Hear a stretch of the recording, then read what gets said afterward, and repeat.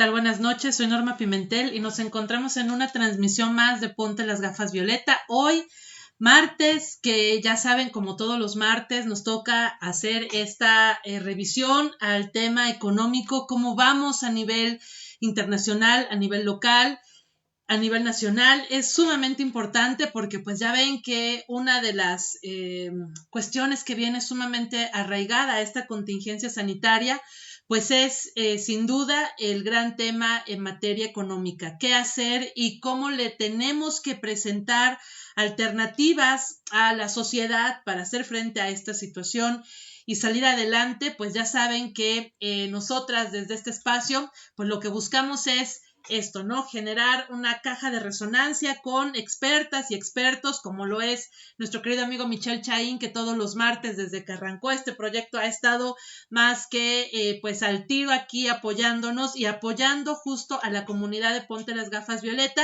para hacer estos análisis y encontrarle el cómo sí a esta contingencia.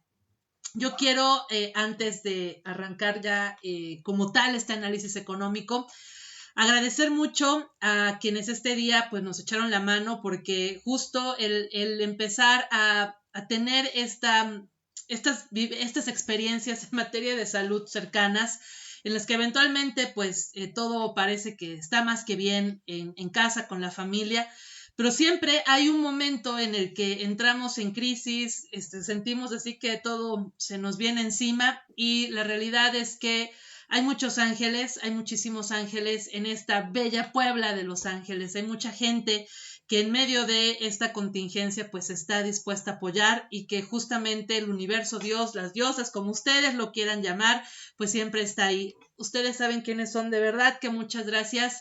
Y gracias porque hay muchísima gente que en este entorno de servicios de salud están en estos momentos sumamente cansados, desgastados, están muchos poniendo hasta de sus propios recursos para dar estas atenciones y servicios de salud, y que no paren en un momento en el que casi tenemos colapso, porque aunque no lo quieran decir las autoridades, esa es una realidad, y hay muchas personas que pues están dando lo mejor que tienen para ayudar a otras. De veras que eso es algo que se agradece, y que estoy segura que hay muchas personas que ya en estos momentos pues ya hemos tenido que recurrir con una cierta urgencia y de repente un poco de nerviosismo por algo que pasa en casa, y pues que siempre pues en materia de servicios de salud hay muchísima gente que está ahí dando todo, dando su corazón, dando sus conocimientos e insisto, dando hasta sus propios recursos para pues poner un alto a esta situación tan complicada en la que nos encontramos pues padeciéndola a nivel mundial. Así que mi reconocimiento, como siempre, mi agradecimiento, y pues ahora sí estamos aquí más que listas y listos. Muchas gracias a la gente que ya se está conectando a este martes de análisis económico. Mi querida Edus, ¿cómo estás? ¿Cómo vas tú también con esta situación? ¿Cómo van desde casa?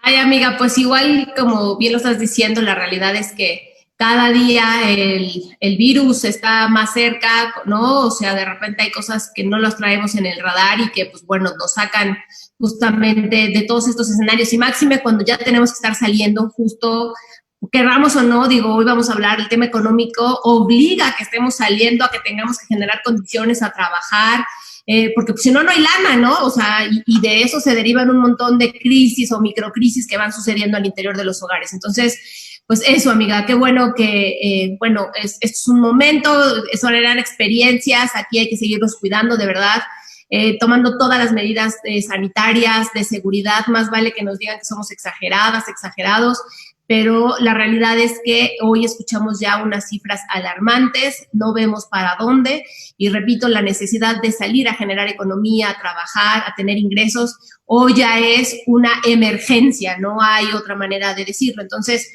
pues bueno, en este sentido, pues sigamos abonando, sigamos trabajando, cuidémonos muchísimo. Y pues bueno, encantada de la vida. El día de ayer tuvimos una pequeña pausa en Ponte las Gafas Violeta, justo porque hubieron unas mesas de análisis que están comenzando, que se llaman Ser Mujer No Basta, en donde ayer me hicieron el favor de invitarme. La próxima semana estará mi querida Norma en esas mesas de análisis, con un perfil muy político, hablando de los temas coyunturales del Estado. Entonces, bueno, si de repente ven que se nos complica, es por eso. Estamos como en varios espacios también generando estas condiciones y atendiendo las invitaciones que pues muchas veces nos hacen, y entonces ahí se nos complica. Ponte las gafas, Violeta. Pero hoy, sin duda, estamos aquí con mi querido Mitch Shahin, económico. Mitch, yo ya me tomé un Ulsen, una ranitidina. La ranitidina ya la sacaron del mercado.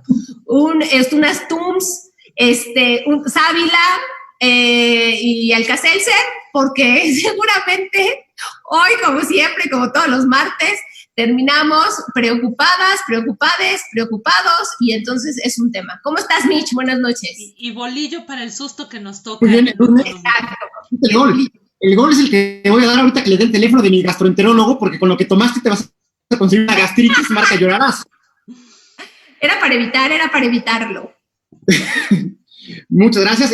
La verdad es qué bueno que la agenda que ustedes traen cada vez sea más demandada. La verdad es que me parece fundamental de cara pues, a una evaluación que tenemos que hacer a mitad de año, como siempre se hace, y empezar a decidir lo que vamos a ver para el próximo año. Nos espera un segundo semestre particularmente malo. El presidente López Obrador el fin de semana sacó un video desde Los Pinos diciendo que él veía que ya habíamos tocado fondo y que iba a empezar su recuperación, famosa recuperación en forma de B chica y no de U.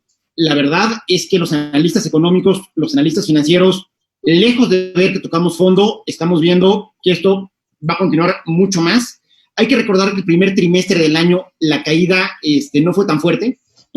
Entonces, para que se haga efectivo el pronóstico, donde está más o menos el consenso, que es de menos 10%, necesitaríamos que el segundo semestre del año sea una caída mucho más drástica. Entonces, todo parece indicar que va a ser un segundo semestre del año bastante poco favorable, pero que en ese sentido queda marcado porque prácticamente a partir de mañana estamos a unas horas de que entre en vigor el Tratado Comercial de Canadá, México y los Estados Unidos.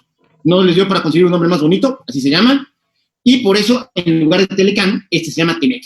TEMEC, que a muchos no nos gusta, pero ya quedó así. Y entonces, a mí lo que me gustaría, Edurne, no están de acuerdo, es hacer un pequeño repaso de las etapas históricas que hemos tenido en México y un poco para poder contextualizar la importancia de la entrada en vigor del TEMEC. Y digamos que cuando México se consolida, después de la Revolución y después de la consolidación del entonces Partido Nacional Revolucionario, el PNR, que después se transforma en PRI, que digamos es la consolidación política de México, después de una consolidación institucional que comienza por ahí de los 30, de los cuales surgen muchas de las instituciones que hasta la fecha nos acompañan, como es el Banco de México, como es el tema del servicio exterior, en fin, empezamos a tener un país mucho más institucionalizado. Pero con Adolfo Ruiz Cortines, en 1954, comienza una época de aceleradísimo crecimiento económico de México, que normalmente se le llama el milagro mexicano. Y comienza de una manera curiosa, porque normalmente en México, cuando hablamos de una devaluación o de que se nos fue el precio del dólar, normalmente es una tragedia, y todo el mundo está rasgando las vestiduras, y ya quieren, no sé, vender hasta el perro. No. A ver, en el 54, parte de la magia de don Adolfo Ruiz Cortines, que además, hasta donde tengo entendido, ni siquiera es una carrera universitaria, o sea, cuando le preguntaban, él que era, siempre decía que era burócrata, fue que hizo una devaluación preventiva. Se dio cuenta de que los Estados Unidos venían del esfuerzo de guerra, que estaban metidísimos en el plan Marshall con la reconstrucción europea, y que pues, buena parte de su fuerza de trabajo había quedado diezmada por la guerra y necesitaban importar insumos. Y entonces lo que hace Adolfo Ruiz Cortines es una pequeña devaluación donde el peso pasa de 9 pesos por dólar al famoso 12.50, y eso hizo tremendamente competitivas las exportaciones mexicanas. Estados Unidos empieza a demandar todo lo que se pudiera producir en México, y eso hace que la economía empiece a crecer de manera muy acelerada, donde tenemos tasas de crecimiento por ahí del 5 o 6% al año. Esta etapa, como todas, empieza a agotarse cuando el entorno internacional empieza a cambiar. Ya no hay plan Marshall, ya no hay ese boom que tuvieron los Estados Unidos después de la guerra, su crecimiento empieza a estabilizarse, hay otras potencias, se empieza a dividir el mundo de manera mucho más fuerte en dos potencias, el bloque socialista, el bloque capitalista, y el sistema, el esquema, pues deja de ser tan efectivo como había sido. Adicionalmente, en lo interno, este partido super hegemónico que era el PRI, empieza a resquebrajarse. Muchos marcan el inicio de este resquebrajamiento político del PRI en el movimiento estudiantil de 1968, pero lo que es un hecho es que en términos económicos, el punto de quiebra, o sea, el punto en el que definitivamente ya no podíamos seguir hablando, por más que estiremos los datos de este desarrollo estabilizador del milagro mexicano, es con la crisis y con la devaluación de 1976 con Luis Echeverría. Esto es importante porque digamos que son 6 años en los que se traslapa una parte de desarrollo estabilizador o el inicio de la locura de Luis Echeverría, que digamos que de alguna manera buscó tener un esquema populista de la economía, donde desoyó a buena parte de los consejos económicos, donde adrede dejó que se empezara a disparar la inflación del país, pensando que esto iba a ser algo que revolucionara la dinámica económica. Como cierta persona que conozco, se peleó con todo el gremio y al final tuvo que devaluar, pero ya no una devaluación planeada, una devaluación porque el resto de la economía había cambiado y el 12.50 dejó de ser sostenible. Y se engarza con otros 6 años que fueron de muy mal manejo económico en el país y que coincidieron con el descubrimiento y la comercialización de los grandes yacimientos de petróleo, que es la administración de José López Portillo. De hecho, muchas veces, un poco a manera de guasa, siempre decimos que del 76 al 82 vivimos la docena trágica, o sea, 12 años de verdad complicados para el país. Echeverría ya más o menos lo platicamos. ¿Qué pasa con López Portillo? Se encuentran los grandes yacimientos, el precio del petróleo empieza a subir de una manera exponencial. Hay una estadística por ahí, la traté de encontrar, eventualmente se la voy a pasar, pero hubo un año en el que ningún país del mundo, ningún jeque árabe, ningún capo del narco, nadie gastaba más millones de dólares por minuto que el presidente López Portillo. El pecado de López Portillo fue pensar que la riqueza petrolera era permanente. Y como todo, pues si de repente empiezan a consumir mucho petróleo, empiezan a hacer reservas estratégicas, empiezan a tener su guardadito, pues hay un momento en el que te dejan de consumir. Desafortunadamente para México, ese momento en el que te dejan de consumir llegó cuando México más endeudado y más apalancado estaba, porque lo que hizo López Portillo fue decir, oye, tengo un montón de riqueza bajo el subsuelo, vamos a pedir crédito, vamos a empezar a generar grandes obras de infraestructura y eventualmente, con la riqueza petrolera, las iremos pagando. Desafortunadamente para México, la caída del petróleo se dio antes de que pudieran empezar a quitar todas estas deudas acumuladas del país. El propio presidente no supo leer el momento. Hay una anécdota por ahí que está platicando con una empresa petrolera y que la empresa petrolera le dice, oye, señor presidente, pero ya bajaron los precios, los del mundo, los míos no. Y entonces, pues se negó a ajustar el precio. Obviamente, eso se pasó terriblemente, nadie compró petróleo mexicano y acabó quebrando el país. Al grado que un par de años antes de que cerrara su administración, estableció un control de cambios, es decir, que no teníamos libre convertibilidad, no podíamos pasar nuestros pesos a dólar únicamente hasta cierto límite, no podíamos sacar pesos de nuestras cuentas en el banco, y en su 6º informe de gobierno, es decir, en el último, cuando le va a entregar el poder a Miguel de la Madrid, aparte de decir una de las frases más, y perdón por la expresión, más mamilas que he escuchado en un político cuando dijo que él era responsable del timón, pero no de la tormenta, lo que sí hizo fue nacionalizar la banca. Yo tengo entendido, puedo equivocarme o no, lo he platicado incluso con miembros del equipo que trabajó en su momento con Miguel de la Madrid, pero tengo entendido que el equipo de Miguel de la Madrid se enteró en ese momento de la nacionalización de la banca. Y esto evidentemente pues generó una crisis de confianza brutal para el país. Entonces, Miguel de la Madrid no es parte de la escena trágica, él entra en un sexenio que digamos que es de transición, pero entra en condiciones terribles a administrar México. Lo toma quebrado, lo toma con la banca recién nacionalizada, lo toma ya con el petróleo de la baja, por si fuera poco, tiembla en el 85. Digo, la verdad es que si no fuese por el nivel del 86, al pobre de Don Miguel le hubieran tocado puras desgracias. Pero lo que sí es un hecho es que en su administración es cuando empiezan a establecer una nueva manera de entender cuál iba a ser el modelo económico de México. Y un poco el diagnóstico fue de, oigan, en el desarrollo estabilizador nos fue de pelos, pero ya no hay plan Marshall. O sea, ya no podemos depender de ese impulso que nos está dando los Estados Unidos. A ver, está bien. ¿Y qué pasa en el resto del mundo?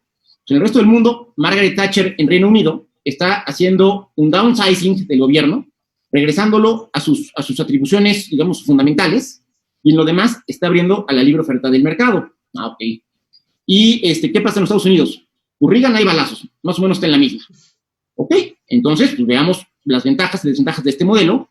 Al final se termina adoptando, y en 1985, igual aquí hay un poquito de traslape, porque en el 85 en realidad empieza el periodo de desregulación y de privatizaciones. Eso que equivocadamente, me parece, el presidente López Obrador habla como el periodo neoliberal. Ya lo veremos bien más adelante, pero de neoliberal tampoco tuvo mucho. Pero sí es un periodo de regularización donde igual el Estado se empieza a achicar, pero decimos, oye, y si el Estado se achica, ¿de dónde vamos a vivir? O sea, ¿dónde va a estar el queso? Y el queso estaba en poder establecer mejores relaciones comerciales con el resto del mundo, dadas dos factores. Uno, México tiene una ubicación geográfica privilegiada porque somos el punto que engarza el cono norte con el cono sur del continente. O sea, incluso más que la propia Centroamérica, México tiene el volumen y tiene la ubicación para aprovechar las ventajas logísticas. Y dos, tenemos una frontera inmensa con el mercado que más consume en el mundo, que son los Estados Unidos. O sea, en el caso de México, pensar en una economía cerrada es un despropósito. Es como si tú tienes un pozo de agua y tu vecino es Bill Gates, tiene sed. Por Dios, véndele agua, es lo que tú tienes. Entonces, era un poco la lógica. Y entonces, en 1985, México entra al Acuerdo General de Aranceles y Tarifas, lo que era el GATT, y que con el tiempo, en el 95, se convertiría en la Organización Mundial de Comercio. Pero digamos que con ese movimiento ya estaba muy clarito, muy encaminado a que nosotros, como país, nos íbamos a dedicar a comprar y venderle al mundo. Pero este modelo, en realidad, termina de detonar en la administración de Carlos Salinas. ¿Por qué? Porque Carlos Salinas, después de un arranque que fue políticamente lo más convulso que ha tenido este país, me parece, él entró todavía con muchos retos porque la administración de Miguel de la Madrid, si bien pudo establecer las bases para este cambio de modelo, se le quedaron muchas cosas en el fuego. La más importante, el tema de la inflación. La gente que nos esté viendo, que sea un poquito mayor que nosotros, el tema de la inflación le va a sonar muy conocido y hasta se le va a poner chinita la piel. A los más chavos, de repente, cuesta mucho trabajo explicarles por qué es tan mala y por qué es tan regresiva y por qué afecta tanto el tema de la inflación. Pero vamos a verlo así. Imagínense que ustedes ganan 100,000 pesos al mes y con 100,000 pesos al mes les alcanza para pagar su renta, para irse de vacaciones a Acapulco y para comprarse ropa. Y ganando esos mismos 100,000 pesos al mes a final de año, resulta que apenas si pagaron la renta, que sus vacaciones no fueron a Acapulco, fueron a Casitas, y que no les alcanza para comprar ropa, ganando los mismos 100,000 pesos. ¿Por qué? Porque cuando hay inflación, todos los bienes y factores, bienes y servicios de la economía se encarecen, y normalmente tu ingreso se queda igual. Y en México habíamos establecido una dinámica bien intencionada, pero muy peligrosa. ¿Por qué? Porque de repente llegábamos al fin de año y decíamos, oigan, ¿de cuándo fue la inflación? No, pues fue del 35%. Va. Entonces, súbanle para el próximo año 35% el salario mínimo a los trabajadores. Pero cuando tú haces eso, insisto que era algo muy bien intencionado, como ellos tenían más dinero para gastar, los precios subían por lo menos ese 35%. Pero había otros muchos factores que afectaban, entonces cada vez que ajustábamos al alza, le íbamos dando de comer y comer y comer al monstruo de la inflación, que es como un incendio, y le sigues echando paja, entonces no había manera de poderla acotar. De tal manera que una de las primeras decisiones que toma el presidente Salinas, muy dolorosa socialmente, pero que al final funcionó, fueron los pactos. Porque los pactos hicieron que el salario mínimo en México tuviera un desfase brutal. O sea, llegaron los sindicatos y dijeron, señor presidente, la inflación fue del 30%. Y el presidente les dijo, sí, pero como necesitamos cambiar la concatenación de los hechos para ya no seguir alimentando la inflación, pues con la pena no va a haber aumento de sueldos este año. Y los precios se congelaron. También muchos precios del sector público se congelaron, lo cual quebró muchas de las empresas paraestatales y fue una terapia de shock para la economía. Es como película de James Bond cuando casi lo reviven con los alambres de alta tensión de la luz. Así le hicieron a la economía mexicana. Finalmente, sí, pudimos con el monstruo de la inflación, la economía, digamos que familiar, quedó muy dañada, pero en ese sentido, digamos, se hicieron buenas condiciones. Otra, la administración Salinas fue la administración de las privatizaciones. Las grandes empresas estatales, chiquitas, medianas, de todos los tamaños, empezaron a desincorporarse. La más identificable seguramente es Telmex. Es cuando Telmex se le vende a Carlos Slim, cuando se rompe el monopolio también, se cambia el artículo 27 constitucional para empezar a sacar muchos sectores de la economía que se consideraban facultad exclusiva del gobierno, y después venía lo que era la cereza en el pastel, que se empieza a negociar por ahí del 92, que era el Acuerdo de Libre Comercio, el Tratado de Libre Comercio. El tratado que era muy interesante porque era una época en la que la globalización ya era un tema indiscutible a nivel mundial y donde ya se habían formado dos grandes bloques económicos, que esto de repente se nos olvida. Cuando se genera el Telecán, ya existía por un lado la Unión Europea, que es el experimento social y políticamente más complejo que vivimos en el siglo XX, pero también, de manera natural, mediante acuerdos bilaterales, ya se había conformado una gran red de colaboración en todo lo que es el sudeste asiático. En su momento liderada por Japón y por Australia, y posteriormente liderada por China. Pero existía. Entonces, aquí se arma otro bloque económico donde, ojo, es el bloque económico con menos actores, somos nada más 3, pero llegamos a representar el 25% del Producto Interno Bruto a nivel mundial, lo cual te habla del peso y de la importancia. Y donde, desde luego, en ningún otro bloque se habían visto disparidades tan fuertes entre los participantes, digo, porque la economía de los Estados Unidos y la de nosotros es como poder competir un Charger contra una avalancha.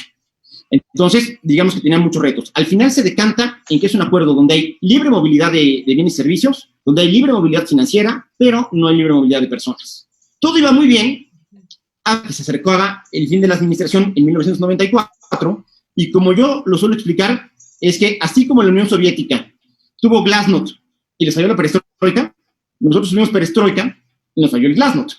La perestroika, entendiéndola que fue la gran reconversión de la economía soviética para volverse la economía de mercado, y el Glasnost era algo así, en ruso significa algo así como reconciliación, y que era esta decisión de Mikhail Gorbachev de abrir el gobierno para que no hubiera este gobierno policíaco totalitario que tuvieron en su momento los países socialistas. A la Unión Soviética, paradójicamente, ellos que se preciaban de ser los que podían decidir todo lo que normalmente hace mercado en una economía abierta, que lo pueden decidir ellos, lo que les quebró fue la economía. Y alguien que aseguraba tener el control político del país, como era el presidente Salinas, lo que le truena es la política. ¿Por qué? Porque fue muy difícil hacer compatibles una economía abierta de mercado, libre, un chorro de características, en un sistema político que era todo lo contrario. Entonces, en el 94, bien, si decimos que la transición que estamos viendo ahorita al TEMEC está complicada, la del 94 fue una locura. Fue el Ejército Zapatista de Liberación Nacional el 1 de enero, fue el asesinato de Luis Donaldo Colosio, fue el asesinato de Ruiz Massieu, y como venían elecciones, el presidente Salinas decide no ajustar el tipo de cambio. Dice, no puedo devaluar antes de la votación, yo no voy a dejar que en su momento a Colosio le pase lo que a mí me pasó en mis elecciones, nos aguantamos. Y en ese aguantarnos, muere Colosio, entra el candidato menos probable de ser presidente de la República, que es Ernesto Zedillo. Ernesto Zedillo, digo, por favor, quienes no lo vieron, busquen un video de Zedillo antes de ser presidente. O sea, podía pasar por el ingeniero civil que trabajaba en Los Pinos arreglando algo, porque tenía pinta de todo, menos de candidato, y de repente le cae. Y entonces se empezó a complicar tanto la situación del país, que de repente la coyuntura y el entorno fue tan malo, que Zedillo se volvió buen candidato. Y sacó no sé tú cómo lo veas, pero a mí me parece uno de los mejores eslogans de campaña que he visto en mi vida, con él sabe cómo hacerlo. Y fue de, pues sí, está cayendo el país, háganle caso al doctor. Estos dos, además, que les estoy platicando, son los únicos dos presidentes economistas que hemos tenido en México. Con Zedillo se consolida el cambio de modelo, y lo que se logra, que es muy importante, es que con él se consolida y se crea una vastísima red de acuerdos comerciales. Porque es cuando viene el acuerdo con la Unión Europea, el acuerdo con Asia Pacífico. Se hacen un montón, y eso le da, digamos, que solidez a la estrategia mexicana. El problema, bueno, no problema, pero digamos que la característica política del gobierno de Zedillo es que como él nunca fue el candidato natural del PRI, pues digamos que muchos priistas no lo trataron bien, empezando por Manuel Camacho Solís, que fue su rival. Y entonces, él lo que hace es, ok, si vamos a ser de libre mercado, pues también seamos de libre mercado para todo lo demás. Y habló es la primera vez que acuñamos el término de la sana distancia. Y eso se trata en que si bien logró mayorías como para subir el IVA, en el 97 fue la primera vez que el PRI pierde la mayoría absoluta en la Cámara de Diputados. De hecho, del 97 no había vuelto a haber un presidente que tuviera mayoría legislativa hasta Andrés Manuel López Obrador. Y posteriormente, en el 2000 pues sí viene la transición, Pancho Labastida pierde la elección, gana Vicente Fox, y digamos que más por un tema político-económico, abrimos otra época de la historia moderna del país, que es la de la normalización democrática. ¿Qué podemos decir de Vicente Fox? Fue el presidente de la transición, prácticamente el vicepresidente fue Paco Gil. Paco Gil, que la verdad es que nunca hubiera sido secretario de Hacienda si no hubiera sido por este tipo de movimientos, no era muy querido en el grupo ni de Hacienda ni de Banco de México, y la verdad es que de Fox no se puede decir mucho más. Y en el caso del presidente Calderón, la verdad es que la parte económica vino más o menos por ese sentido. Es bueno, se desata la guerra contra el narco, pero en el caso del presidente Calderón, el país pasó por 2 pruebas del ácido. Una se da con el H1N1, algo muy parecido a lo que estamos viviendo ahorita, pero con la diferencia de que ese sí surgió en México. O sea, ese no lo trajeron importado los fifís que viajan en avión. Ese fue 100% mexicano. Y en ese sentido, a pesar de todas las especulaciones y a pesar de que podía haber factores de contagio y a pesar de la desconfianza internacional, la verdad es que la economía mexicana aguantó. Y eso, digo, más allá del mérito del presidente y de su secretaria, pues también te hablaban de la solidez del modelo que había tomado México. Y el otro tema que fue muy importante fue que durante la administración del presidente Calderón quebró el sistema financiero en los Estados Unidos. A ver, no tengo ejemplos, y miren que lo estuve pensando, para dimensionarles lo que significa una quiebra del sistema financiero en Estados Unidos.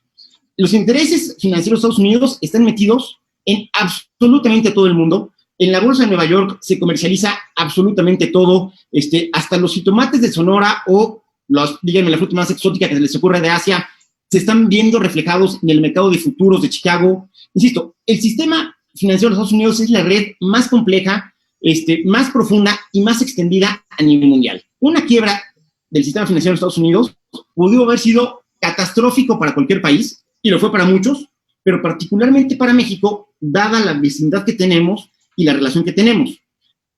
Paradójicamente, la crisis del 94, que fue tan dolorosa para México, nos vacunó, de tal manera que tenemos un sistema financiero mucho más sólido y mejor regulado, incluso que el propio sistema norteamericano. Y esto permitió que la caída fuera de nada más, y obviamente le pongo muchas comillas, nada más de por ahí del 6-7% en ese año. A ver, muchísimo. La crisis del 94-95 fue casi de la misma magnitud, pero, digo, pensando en lo que podría haber sido de malo, digamos que la brincamos, ¿no? Sin embargo, ya tuvo mucho desgaste y con esto termina la etapa de la consolidación democrática, normalización democrática, y el regreso al PRI, que ya está muy de coyuntura, pero prácticamente en términos económicos no se mueve absolutamente nada. De tal manera que la gran pregunta, y ahora sí ya entramos al tema de actualidad, la gran pregunta es, ¿y ahora que gana Morena, qué va a pasar? Máxime que durante mucho tiempo el presidente López Obrador, siendo el candidato López Obrador, el eterno candidato López Obrador, decía que el malo de la película, que el innombrable, era el presidente Salinas, y que todo lo que oliera a Carlos Salinas era muy dañino para el país. Entonces, lo primero que pensamos muchos fue, híjole, y nos toca la renegociación del acuerdo. Y de hecho, la renegociación empezó en el gobierno de Peña Nieto. Era un tema que tenía muy nerviosos tanto a los actores locales como a los internacionales. Por ejemplo, pensemos en Puebla. Volkswagen y Audi se instalan aquí, sí, para atender el mercado mexicano, pero en realidad su negocio es venderles en condiciones preferenciales autopartes y vehículos al mercado de los Estados Unidos. Y así buena parte de las inversiones que tenemos. Entonces, la verdad es que había mucha duda en ese respecto. Miren, les paso una estadística. De 1999 a 2015, México recibió $400,000 millones de inversión extranjera directa. Y de ese total, el 54% fueron canadienses y norteamericanos. Pues, evidentemente, es una locura de dinero que si no hubiera acuerdo comercial, jamás hubieran tenido el incentivo de invertir en esos volúmenes como se invirtió en México, y esto es pura inversión productiva. Entonces, poner en riesgo, esto era literalmente poner en riesgo a la gallina de los huevos de oro. El presidente López Obrador dice, no, quietos todos, aserénense, el rumbo es el libre comercio, aquí está el señor Seade, que ya trabajó en exteriores de economía, saca totalmente a la Secretaría de la Negociación, la toma totalmente él en su calidad de subsecretario para América del Norte, se negocia, se ratifica un acuerdo que no es idéntico al que teníamos. Hay por ahí 3 puntos que creo que vale la pena comentar, pero insisto, como lo dijera en algún momento el mismo presidente López Obrador, este acuerdo es mejor que no tener acuerdo. Sí, totalmente de acuerdo todos. Y aquí lo curioso es entender cómo va a arrancar esta segunda etapa de libre comercio cuando tenemos a dos presidentes, el presidente Trump y el presidente López Obrador, que en su momento fueron férreos en sus ataques contra el libre comercio. Insisto, la verdad es que esto también se lo preguntan los canadienses y se lo preguntan los norteamericanos. Va a ser un arranque muy sui generis. Y va a ser un arranque sui generis además por las condiciones internacionales y locales. La pandemia, dentro de todo lo que nos ha costado a nosotros como mexicanos, la pandemia al final nos dio un regalo. Y el regalo es que a las inversiones americanas en Asia les fue tan mal, pero tan mal, que en este momento están viendo la manera de poder regresar más cerca de casa. Es decir, poderse instalar en un lugar que les dé condiciones logísticas adecuadas, donde tengan mano de obra calificada y buena, donde tengan finanzas públicas sólidas, donde tengan un trato preferencial para importar y exportar productos de los Estados Unidos y donde tengan estabilidad. En condiciones normales, estaríamos como el niño ñoño de la clase que sí hizo la tarea y fue el único güey que la hizo, así de yo. Así deberíamos estar en estos momentos, pero desafortunadamente venimos de una crisis de confianza que nos pegó desde 2019 y que nos pegó precisamente en la percepción que tienen los inversionistas en todo el mundo de México, que nos pegó y que nos sigue pegando. Lo platicábamos en alguno de los otros programas. El año pasado no caímos más, o sea, no se cayó más la economía, tuvimos una caída marginal del 0.1%, porque los Estados Unidos y México tuvieron un comportamiento divergente. Mientras los Estados Unidos crecían al 2.7%, nosotros nos caíamos. Si no hubiera sido por el sector exportador, que se colgó de la dinámica norteamericana y que digamos que de alguna manera le dio gasolina al resto de la economía, si hubiéramos dependido nada más de los factores internos, México se hubiera caído más el año pasado. Digamos que ese fue nuestro paracaídas. Lo que estamos viendo ahorita es que no hay paracaídas porque tanto los Estados Unidos como nosotros estamos en recesión. Insisto, y en este momento que podríamos estarnos atascando el buche de empresas que quisieran invertir en México y generar buenos empleos, la verdad es que no hay quien diga yo quiero. De hecho, por primera vez, no sé si en la historia, pero sí en muchísimo tiempo, en la parte de confianza de inversión extranjera directa, México salió de los principales 25 destinos. Y esto significa que México, como economía, dejó de estar en el top of mind de los inversionistas internacionales, lo cual para México es carísimo, pero carísimo. Entonces, en ese sentido, esta actitud que de repente me parece que toma el gobierno federal de, viejo, ya le hicimos, entra el TEMEC, se recupera la economía, esto brinca, vámonos a la campaña, no se va a dar de manera tan natural. Y no se va a dar de manera tan natural, insisto, porque no hay certeza de que las inversiones vayan a llegar en los montos en los que alguna vez llegaron. Tampoco hay certeza de que se vayan a generar fuentes de empleo suficientes para sustituir todos los que se han destruido en estos últimos 3 meses. Veámoslo así, abril, mayo, junio, y los que se acumulen. Y para acabarla de fregar, estamos en un entorno donde vamos a tener un impacto diferenciado. Si ustedes revisan la estructuración económica de la industria en el norte, la industria en el norte está mucho más enfocada al sector exportador. Entonces, ellos sí tienen cierto grado de certeza de que cuando se empieza a recuperar la economía norteamericana, sí los va a jalar a ellos. Y los va a jalar, digamos que de manera inmediata. En el centro no. En el centro tenemos empresas muy importantes, desde luego Volkswagen y Audi, creo que son la joya de la corona de todo el centro del país, no nada más de Puebla. Pero más allá de eso y de sus proveedoras tampoco hay mucho que contar. Empresas textileras, sí, pero como lo hemos platicado, la industria textil ya no es tan extendida ni tan demandante en mano de obra como en algún momento lo fue. Ahora es muy importante, pero es intensiva en capital, no en mano de obra. El sector turístico, flat, el sector inmobiliario, en la medida que no crece la economía, tampoco va a crecer. El de la logística, pues va amarrado con la industria.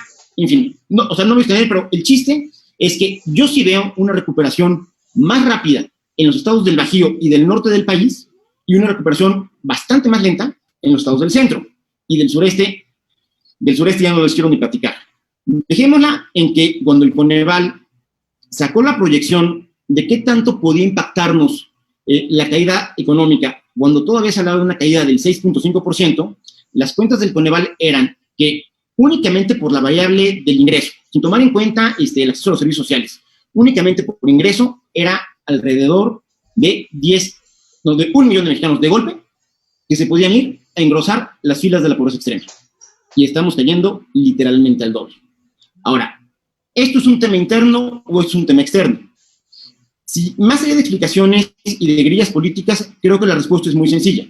Si vemos las proyecciones que están publicando tanto el Fondo Monetario Internacional como el Banco Mundial, ellos acaban de actualizar sus datos y lo que te dicen es que del 3.5% que ellos consideraban se podía caer la economía global, es decir, el promedio de todos los países, se hace más profunda la caída y nos vamos al 5.5%. Y la de México ratifica en la expectativa de que se caiga el 10.5%. Entonces, si me disculpan, Si es la misma crisis, es el mismo bicho, fue la misma estrategia de contención, fue la misma sana distancia en todo el mundo, algo estamos haciendo mal en México, donde a nosotros nos está pegando el 2. Y este es el entorno en el que se está dando la apertura comercial en esta nueva etapa.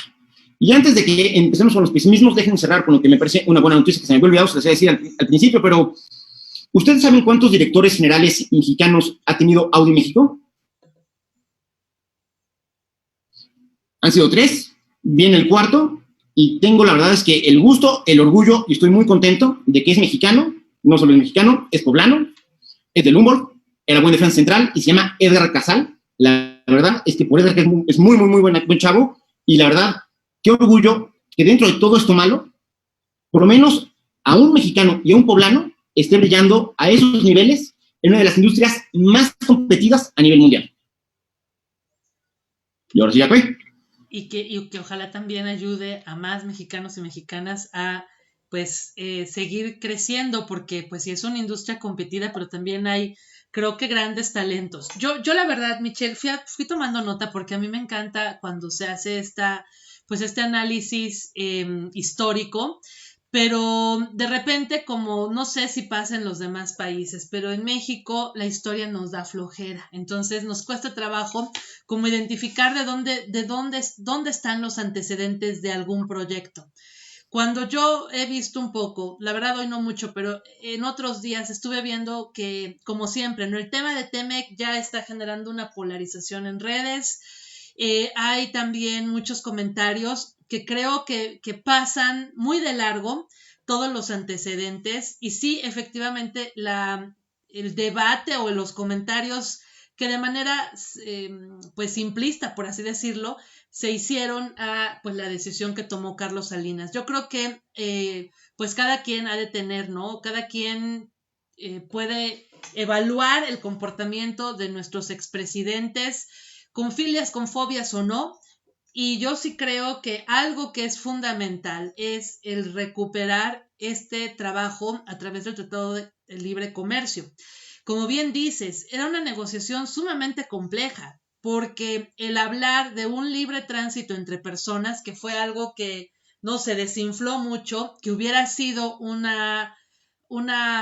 pues un cambio de paradigma por tanto conflicto que existe en nuestro país para llegar a este sueño americano, era algo también muy complejo y que para que algún día lo hubiésemos llegado a ocupar, hoy ya es más con las presidencias actuales de México y Estados Unidos, es algo que sería sumamente difícil poner en una mesa de negociación, pero sí... ¿Que estén abiertos son los dos? Sí, verdad que me pasa. Pero sí es bien interesante. A mí me encantó porque fuiste dando las características de cada uno de nuestros expresidentes. Entonces, para quienes creen que México se está construyendo a partir de hace año y medio, la realidad es que pues les hace falta al menos ver un poquito de Netflix o pues checar cuáles son las búsquedas más recientes en su historial de Google, porque hay mucho por rescatar. El hablar del concepto de globalización financiera, que por ejemplo en nuestro país era impensable, y aterrizarlo a temas, yo me quedo con lo mío, legales, son justamente derivados de este tratado. Yo me voy de espaldas con la cifra. Estamos hablando de 400 billones de dólares, lo que ha significado pues el tener este mecanismo de vinculación económica. Es una cantidad brutal de recurso que significa no solamente el dinero, o sea, el dinero así como si fuera algo, como lo que es un intangible, ¿no? Significa el esfuerzo de miles de millones, pensarlo bien, de personas, de empresarios, de proyectos, de creatividad, de innovación. Y bueno, hoy nos encontramos ya a nada de que inicien las modificaciones porque la verdad es que la base es el Telecán. Hablar, por ejemplo, de propiedad industrial antes de 1992 en nuestro país ni siquiera se hablaba de eso. Entonces, no manchen, o sea, pensar, no había patentes, no había derechos de autor, claro que sí, solo que ni siquiera teníamos una legislación, ni siquiera estaba en el vocabulario de mexicanas y mexicanos pensar que podíamos ser dueños de ideas productivas, de ideas de negocios, cuando esto era algo que en Europa y en Estados Unidos tenía ya antecedentes que habían dejado obviamente muchas ganancias. Entonces, y junto con eso otros muchos derechos, ¿no? Realmente lo que hoy tienen nuestros chavos, nuestros jóvenes como derechos, lo que hoy todos los mexicanos y mexicanas tenemos reconocidos en la Constitución, mucho del tema de innovación se debe justamente a este Tratado de Libre Comercio. Y hablar hasta del propio sistema financiero, nuestro sistema financiero era todavía más arcaico de lo que algunos creen que es en estos momentos, sumamente cerrado, sumamente selectivo. Hoy hay muchísimas alternativas que pues por la contingencia tal vez no las sentimos tan cercanas. Yo sí te felicito, Michelle, como todos los Marx, pero en particular, porque hacer este cruce entre lo político y lo económico a mí me encantó porque me ayuda también a tener esta capacidad ahora para tener muy fresco, o como digo, el tema de TEMEC va a estar en la línea de debate y junto con muchas reformas, porque ya por ahí vemos unas que vienen perfilando, para tener como estos antecedentes que son fundamentales porque son parte de nuestra historia, no es la historia del vecino o de la vecina, es nuestra historia. Y bien dicen que el pueblo que no conoce su historia definitivamente está condenado a repetir errores. Yo no digo que hayan sido los mejores presidentes, no, para nada, tuvieron también muchos desaciertos, pero hay que saber identificar también aquellos que nos sirven como gran precedente para lo que tenemos ahora, de lo que nos podemos apuntalar y de lo que estamos en estos momentos tan ávidos para la recuperación económica y que son justamente pues estas grandes ventanas de oportunidad. Así que yo creo que pues a muchos les va a interesar saber qué ventajas o qué beneficios ahora que viene el TEMEC se podrán implementar, sobre todo pensando en este tema de reactivación económica con la contingencia del COVID. Sí, yo ahí igual algo que me gustaría sumar, porque como siempre soy bastante irreverente, pero igual escucho con mucha atención lo que dice Mitch y, ¿saben? Creo que un poco me viene esta frase de nunca escupas para arriba porque te puede caer. Y haciendo este recorrido, Mitch, decirte que lo más, es que no sé qué palabra puedo utilizar, pero lo más cómico de todo este asunto es que lo que hoy podría salvar a la economía mexicana de los destrozos de la 4T, tendría que ser este modelo económico neoliberal de un priista, Carlos Salinas de Gortari, en donde se la han pasado diciendo que es lo peor que le podía y le pudo haber sucedido a México. Y hoy ese sistema económico neoliberal es el que va a poder salvar, si salva de alguna manera, a este país. Como la vida, por eso digo, te da tantas vueltas, ¿no? Igual, como dice Norma, te venía escuchando y yo decía, ¿qué dirán ahora los políticos? El sistema neoliberal nos va a salvar. El modelo de Salinas de Gortari, digo, con sus cosas que se han ido perfectibles y cambiando y demás, pero finalmente es un modelo económico neoliberal, Mitch, salvo que yo me equivoque y no haya entendido lo que me dijiste, pero es así. Entonces, ahora, ¿qué discursiva va a haber? Ahora, ¿con qué nos van a salir? ¿No? Por eso te digo, lo más cómico, lo más gracioso, las vueltas que da la vida, ¿no? Y creo que pues la frase es nunca escupas para arriba porque de verdad te puede caer y a veces más rápido de lo que te puedes imaginar. Así es, por eso, yo supongo que por eso del vocabulario de la 4T, literalmente, o sea, se volvió innombrable, pero de verdad innombrable. Ya ni para bien ni para mal nombran a Carlos Salinas, cuando antes era pegarle a Salinas. O sea, todo era culpa de Salinas, fue sustituido por Felipe Calderón. Literalmente, todo lo que antes era culpa de Salinas, ahora es culpa de Calderón. Y en ese sentido, a ver, déjenme, lo que dice Norma, antes de platicar de las desventajas, lo que dice Norma es muy cierto. Las ventajas del tratado van más allá de lo que podemos contabilizar con pesos y centavos, aunque sí se ve reflejado. Antes del acuerdo comercial, México tenía una muy notoria dependencia de los hidrocarburos. Éramos una economía muy petrolizada. ¿Qué tanto? digamos que más del 50% de los ingresos del gobierno federal dependen del petróleo y el 60% de lo que exportábamos, un poquito más, ¿sí? En el 95, el 57% de las exportaciones mexicanas se relacionaban con el petróleo. Es decir, le estabas apostando el todo o nada a ver cómo se comportaba el petróleo, y el día que el mercado del petróleo, que además es un mercado, y lo hemos platicado, complejísimo, donde confluyen intereses iraníes, iraquíes, rusos, chinos, saudis, gringos, es una locura. Si hubiéramos tenido la economía del 95 en la caída de los precios del petróleo que hubo ahorita, o sea, olvídense del COVID. Estaríamos en este momento llorando en la calle sin internet. O sea, así. O sea, hubiera sido difícil de dimensionar, pero profundísima. Entonces, una de las ventajas que sí tuvo el libre comercio fue que logramos diversificar. Insisto, pasamos del 57% que teníamos en el 95 a nivel de exportaciones a únicamente el 5% el año pasado. Y ahí, pues, digamos que el que creció mucho y se volvió el campeón exportador mexicano fue la industria automotriz, que anda por ahí del 30-40%. Otra cosa que tuvo muy importante el tratado es efectivamente el tema de las patentes.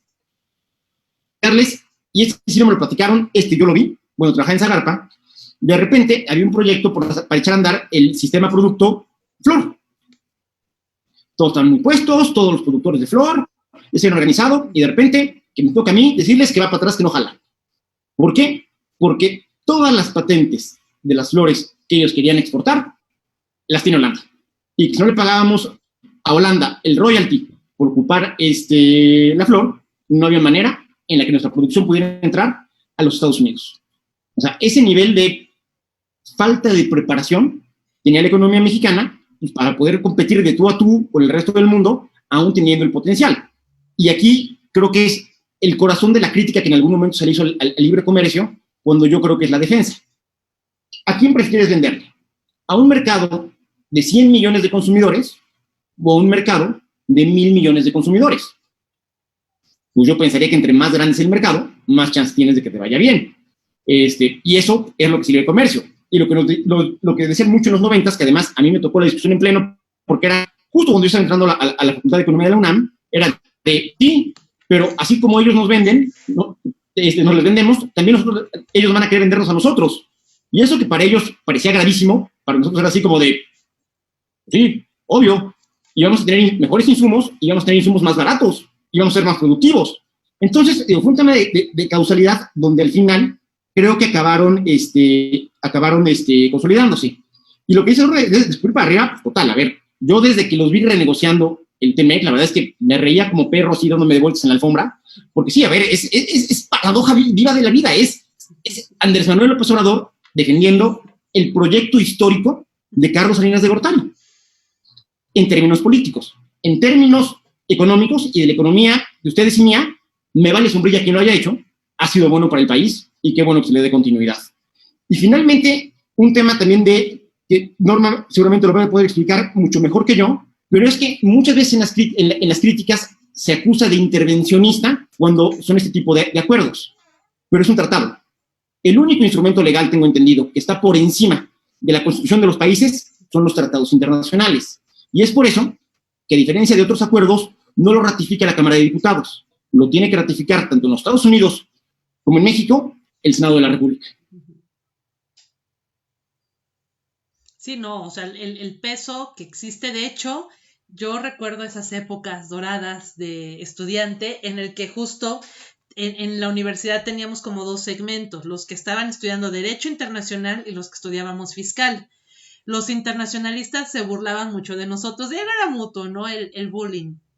Y pasa el tiempo, Michelle, y yo creo que los internacionalistas les pasó como a ti ahora con el presidente, se tiraron a reírse de nosotros porque antes de que se diera la reforma en materia de derechos humanos, se pensaba que la Constitución, de hecho eso fue un gran debate en el 92, entre el 92 y el 95, que se pensaba que el Telecán estaba por debajo de la Constitución, que la Constitución era más fuerte. Pasaron los años, viene la reforma de 2011 para incorporar el reconocimiento de derechos humanos y no les quedó de otra más que decir el principio de convencionalidad.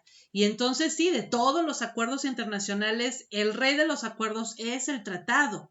Y en ese tratado entra una cosa muy interesante, que es reconocer los derechos económicos como un derecho humano.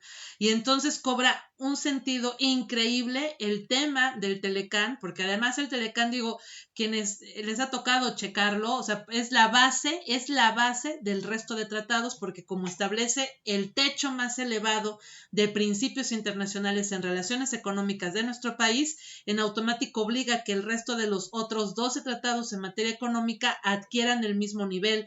Por eso también hablar de que el TEMEC se modifica significa que en automático va a obligar a la modificación del resto de los tratados. Y entonces todos los demás derechos humanos que están ahí, económicos, entonces todos suben por este principio de progresividad, todos tienen que subir al mismo trato internacional de la nación más favorecida. O sea, a mí me encanta todo este punto, porque en lo específico, por ejemplo, en la parte de compras gubernamentales, pues un mexicano diría, ¿a mí qué? Pues yo nada más vendo mis tiliches en México. Pues justo abre la posibilidad de que podamos ser proveedores de productos, de servicios, no solo para México, sino para Estados Unidos, Canadá y otros países, porque el que pone el piso y el techo de las compras internacionales, pues justo es el Telecán y ahora TEMEC, ¿no? Pero también, por ejemplo, esto que dijo Michelle de no tendríamos internet, es porque otro de los principios u otro de los derechos humanos que se reconocen en este tratado es el de las telecomunicaciones. Entonces, muy intervencionista, digo, por una opinión tal vez acotada, pero es gracias a este tratado que podemos hoy tener hasta el cuádruple pack contratado con la empresa que ustedes gusten y manden. Que a lo mejor las empresas no nos terminan de gustar, bueno, o sea, son la oferta y la demanda, pero ya abierto a la ley de oferta y demanda y adicionado a que nada más porque no nos gusta promover estas acciones colectivas, pero podríamos andar promoviendo una acción colectiva porque la Constitución después se le ocurrió poner que el derecho de acceso a el Wi-Fi, pues, era un derecho humano y que tenía que ser universal y gratuito. Pero bueno, o sea, hay la posibilidad de hablar de muchos otros derechos de pues derechos humanos ya de cuarta generación, se le aperturan a nuestro país gracias a la firma de este tratado, porque en otros tratados de materia económica, pues de lo que se hablaba únicamente era, pues sí, de la importación y exportación, pero no se hablaba del resto de derechos vinculados con estas materias. Entonces sí, a mí me encanta y creo que sí es un tanto complejo y por eso se tienen que hacer estas maromas, porque al final de cuentas sí es reconocer que no es un tema de neoliberalistas o no, como ya saben, no chairos o fifís, es un tema de derechos humanos y este tratado abre la puerta a los derechos humanos económicos de mexicanos y de mexicanas. Entonces, pues sí hay que tratarlo y cuidarlo porque ahí tenemos muchas existirán alternativas pasada esta contingencia, que esperemos de verdad que ya pronto pase. Así es, me encanta. Ajá, es que aquí hay dos comentarios que creo que vienen justo al tema. Aquí dice Vicente igual, dice, buenas noches, felicidades, excelente programa. Sin embargo, con las modificaciones aprobadas, sin protección a las libertades de la población frente a grupos de poder, no tenemos absolutamente nada que celebrar. Después dice Alex MAG, no me cabe en la cabeza cómo truenan en contra del neoliberalismo y al mismo tiempo alaban la firma de este sucesor del NAFTA, que fue un instrumento fundamental del neoliberalismo. Qué inmensa contradicción. Felicidades y buenas noches por el programa. Luego dice, híjole, creo que es Ilsas, creo que sí. Dice, hola, buenas noches, excelente programa como siempre, los temas económicos son un tema, sin embargo, me parece que hay que poner especial atención a las modificaciones que se hicieron a este nuevo Tratado de Libre Comercio, tiene mayores ventajas para Estados Unidos que para México, no se les olvide que este es un triunfo para Trump, no para nosotros. Felicidades y buenas noches. A ver, muy buenas preguntas, gracias Eduardo por incluirlas. Antes déjenme hacer el comentario estúpido, pero ¿por qué? Ya digo, ya sé que es por un tema de casillanización, pero ¿por qué Wi-Fi? Wi-Fi suena como de perro, ¿no? Así de Wi-Fi. se me complica. Pero como todo lo castellanizan también, ya sabes, los levies, el wifi, el diésel, y así, pues, ¿no? Y alguna vez me tocó ver una... Joder, tío, es así. Alguna vez me tocó ver Star Wars versión española y por su madre eran Luke tabacos, perdóname, no se disfruta igual. ¿Y wifi? A ver, perdón, vamos por a la banda ancha. Ya. Wi-Fi.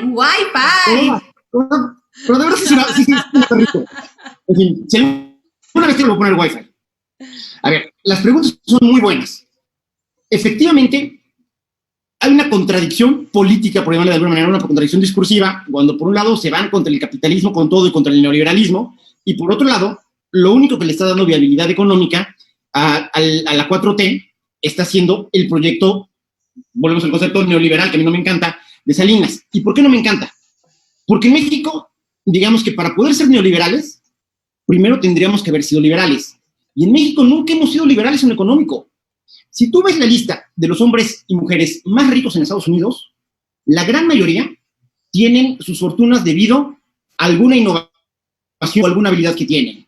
Jeff Bezos porque se le ocurrió hacer Amazon, Bill Gates porque se le ocurrió hacer Microsoft, los financieros porque son muy buenos leyendo el tema de la bolsa. Digamos, todos tienen un mérito propio para estar ahí. Si tú revisas la lista de los hombres y las mujeres más ricas de México, prácticamente todos, creo que por ahí los únicos que medio se salvan son los Cerviche de Bimbo. Todos los demás tienen apalancada su riqueza en alguna contraprestación, en alguna concesión, en algo que el gobierno les dio o lo permitió. Entonces, si lo que hacemos es que cada 6 años vamos camada tras camada de ricos y de empresarios, que son empresarios y son ricos por ser cuates del presidente o del gobernador, perdónenme, la economía mexicana, ojalá hubiera sido liberal y ahorita estuviéramos hablando de neoliberalismo. Lo que tenemos es una economía muy abierta al comercio internacional, pero muy cerrada en sus factores internos. Y de hecho, es un poco la polémica que esa se va a prolongar, al parecer, por meses y meses, del sector energético. ¿Por qué? Pues porque lo están viendo de manera patrimonial como si fuera propiedad del Estado. Y perdónenme, el Estado no posee nada, lo poseemos si acaso nosotros. Pero esta visión de que la competencia les da resquemor, les da urticaria, no les gusta, insisto, entonces, habría que medir eso de que somos liberales o no liberales. Ahora, las modificaciones, ¿tiene cambio respecto al libre comercio? Sí. ¿Tiene cosas preocupantes? Sí, pero ninguna tan preocupante como lo que estamos dejando de hacer internamente. Y aquí permítanme explicar, a ver, ¿qué tiene de preocupante?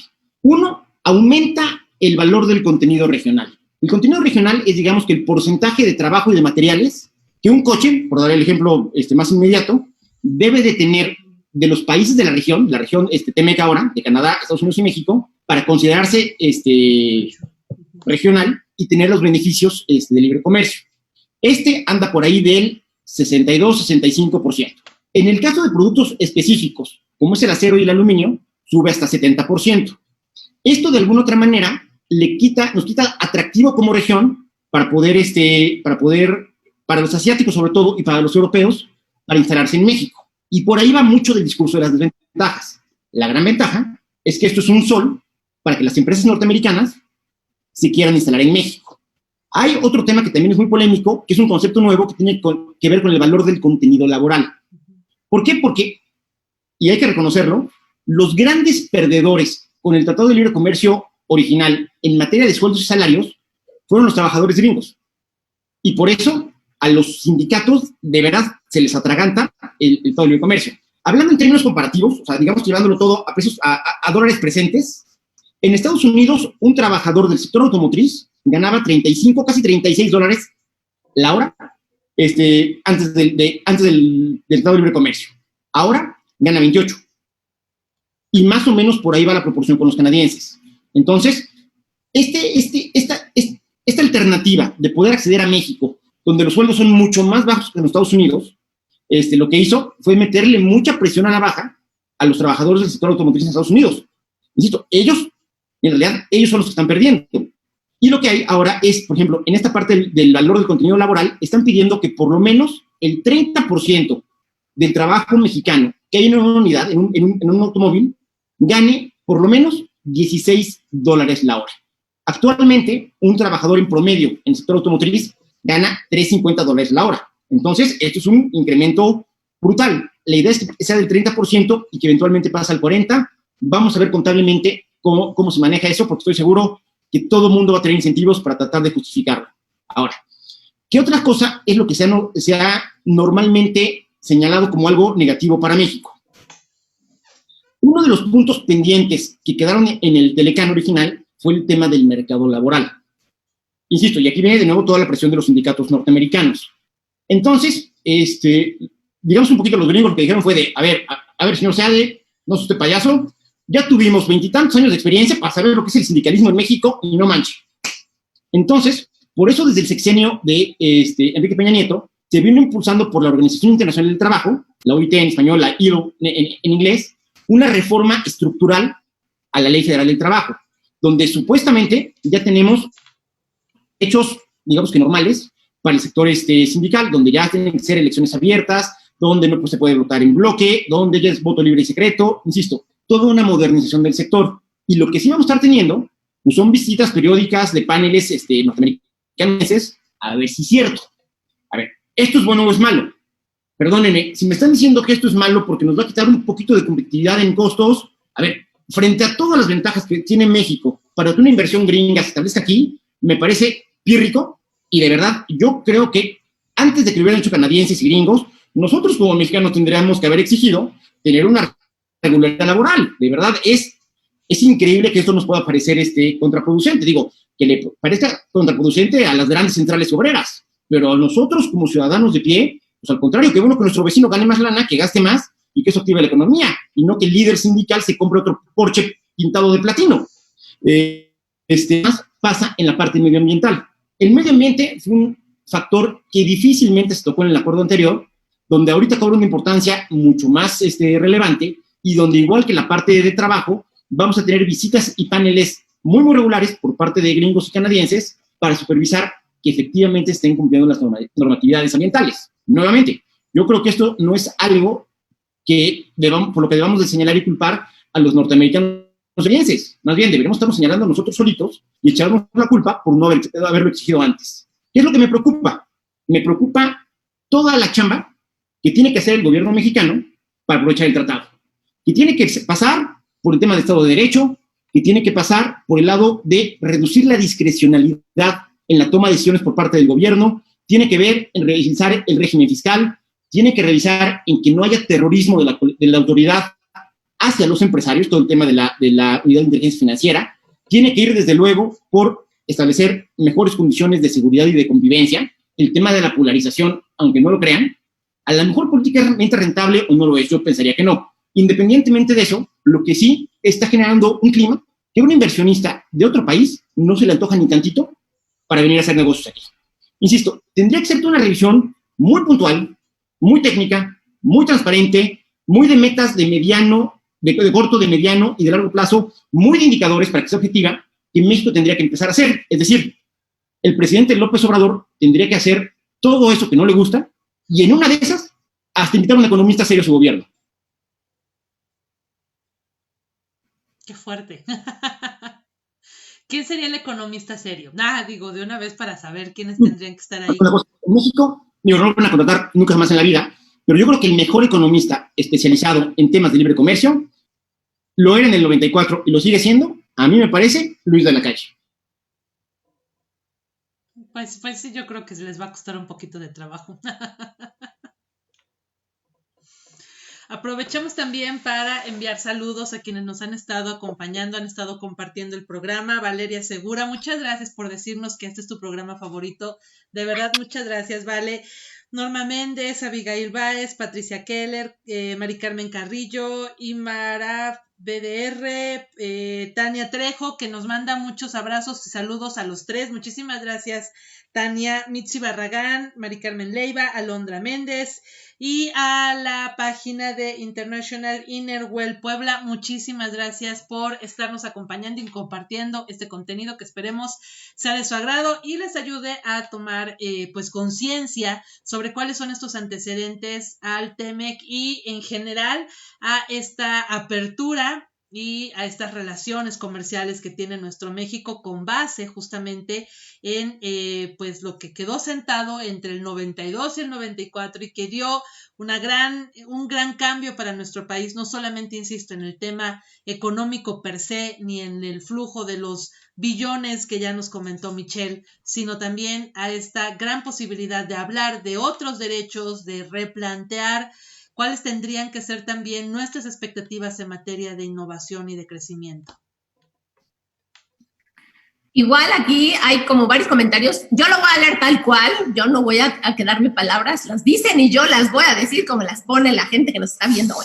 Pero justo como dice Mitch, o sea, este tema también ya se tornó en un ambiente político que nuevamente sigue polarizando, ¿no? Porque está el discurso de decir no que el tema como sea, pero digamos que bajo la discursiva del presidente, no que lo neoliberal no funcionaba y hoy es lo que va a salvar a la economía de México, hoy es lo que puede darnos un poco de oxígeno ante la falta de capacidad y visión de este gobierno y demás. Entonces, pues aquí hay como varios comentarios al respecto que supongo que van a tener que ser, centrar la tónica además de ahora en adelante y que esto, de alguna manera también en una discursiva política sería decir lo que hacíamos antes era lo correcto, él no supo qué hacer y ahora imitó los modelos priistas y panistas, ahí está el ejemplo, ¿no? Aquí dice Francisco MR, dice, si este país no se ha ido a la chingada aún, dice, en parte es por el Tratado de Libre Comercio que firmó en su momento Carlos Salinas de Gortari, el padre de México moderno. Aunque le haga, voy a leerlo, aunque se les haga chile en la cola del espantapájaros que cobra como presidente. Luego, yo les dije que le iba a leer. Luego dice, para que no digan que me los quedo. Luego dice Beto Martínez, dice, el presidente antineoliberal y anticapitalista va a ir a Estados Unidos a ratificar el tratado que impulsó el neoliberalismo. Después de no haber puesto un pie fuera del país desde que inició, ahora Trump ya le tronó los dedos y este 8 y 9 de julio estará ya. Sin duda, esto beneficia al presidente Trump y no a México. ¿Qué opinan del viaje de Andrés Manuel López Obrador a Estados Unidos? Felicidades, buenas noches y sigámonos poniendo las gafas violeta. Muchas gracias. Leídos los comentarios para que no digan que me los quedé. Tengo que reconocer que sí me sacaron una carcajada. De repente se nos olvida que los presidentes son personas y que como todas las personas van a tener altas y bajas, virtudes y defectos, vicios y cosas loables. Y en México, desafortunadamente, históricamente nos juntaron dos tradiciones hechas de diferente lado porque tendían a personalizar el poder. El tema de la cultura mexica, donde el Tlatoani lo era todo, y España, que venía de la tradición aristotélico-tomista, donde, así como era la ciudad de Dios, donde Dios decidía todo, en la tierra era el monarca que decidía todo. Entonces, la verdad es que el tema de la pluralidad, digamos que por ascendencia histórica no nos viene y de repente queremos culpar de todo lo bueno y de todo lo malo a los presidentes. Mi muy humilde sugerencia es, olvídense de si es neoliberal, déjenle poner etiquetas, no hay correcto y incorrecto, ¿funciona o no funciona? ¿Funciona? ¿Quieren? ¿No funciona? Revisa. Así de sencillito. Ya la verdad es que después del siglo XX empezamos a pelear de si tú eres maoísta, tú eres leninista, tú eres luxemburguista, tú eres del lado de John Stuart Mill, pero yo soy de John Stuart Mill chico. A ver, no. Las cosas funcionan o no funcionan y creo que hay que ser mucho más pragmático. Ahora, lo que sí es un tema de morbo, y aquí sí es morbo, es efectivamente la visita del presidente Trump a los Estados Unidos. Porque de aquí lo que surge es, ¿a qué va? El tratado ya está ratificado por los senados. Entonces, es una cosa mecánica el que entre en vigencia. No hay absolutamente nada de qué platicar con el presidente Trump. No fue cuando tuvimos la crisis de la amenaza del presidente Trump, fue una amenaza abierta de ponernos aranceles si no frenábamos el tema de la migración. A ver, perdón, ese sí era una injerencia brutal a la soberanía de México. Ahí sí era para que él y Marcelo Ebrard hubieran agarrado el primer avión estacionado que tienen en el hangar y se hubieran ido directito a Washington, y no fue.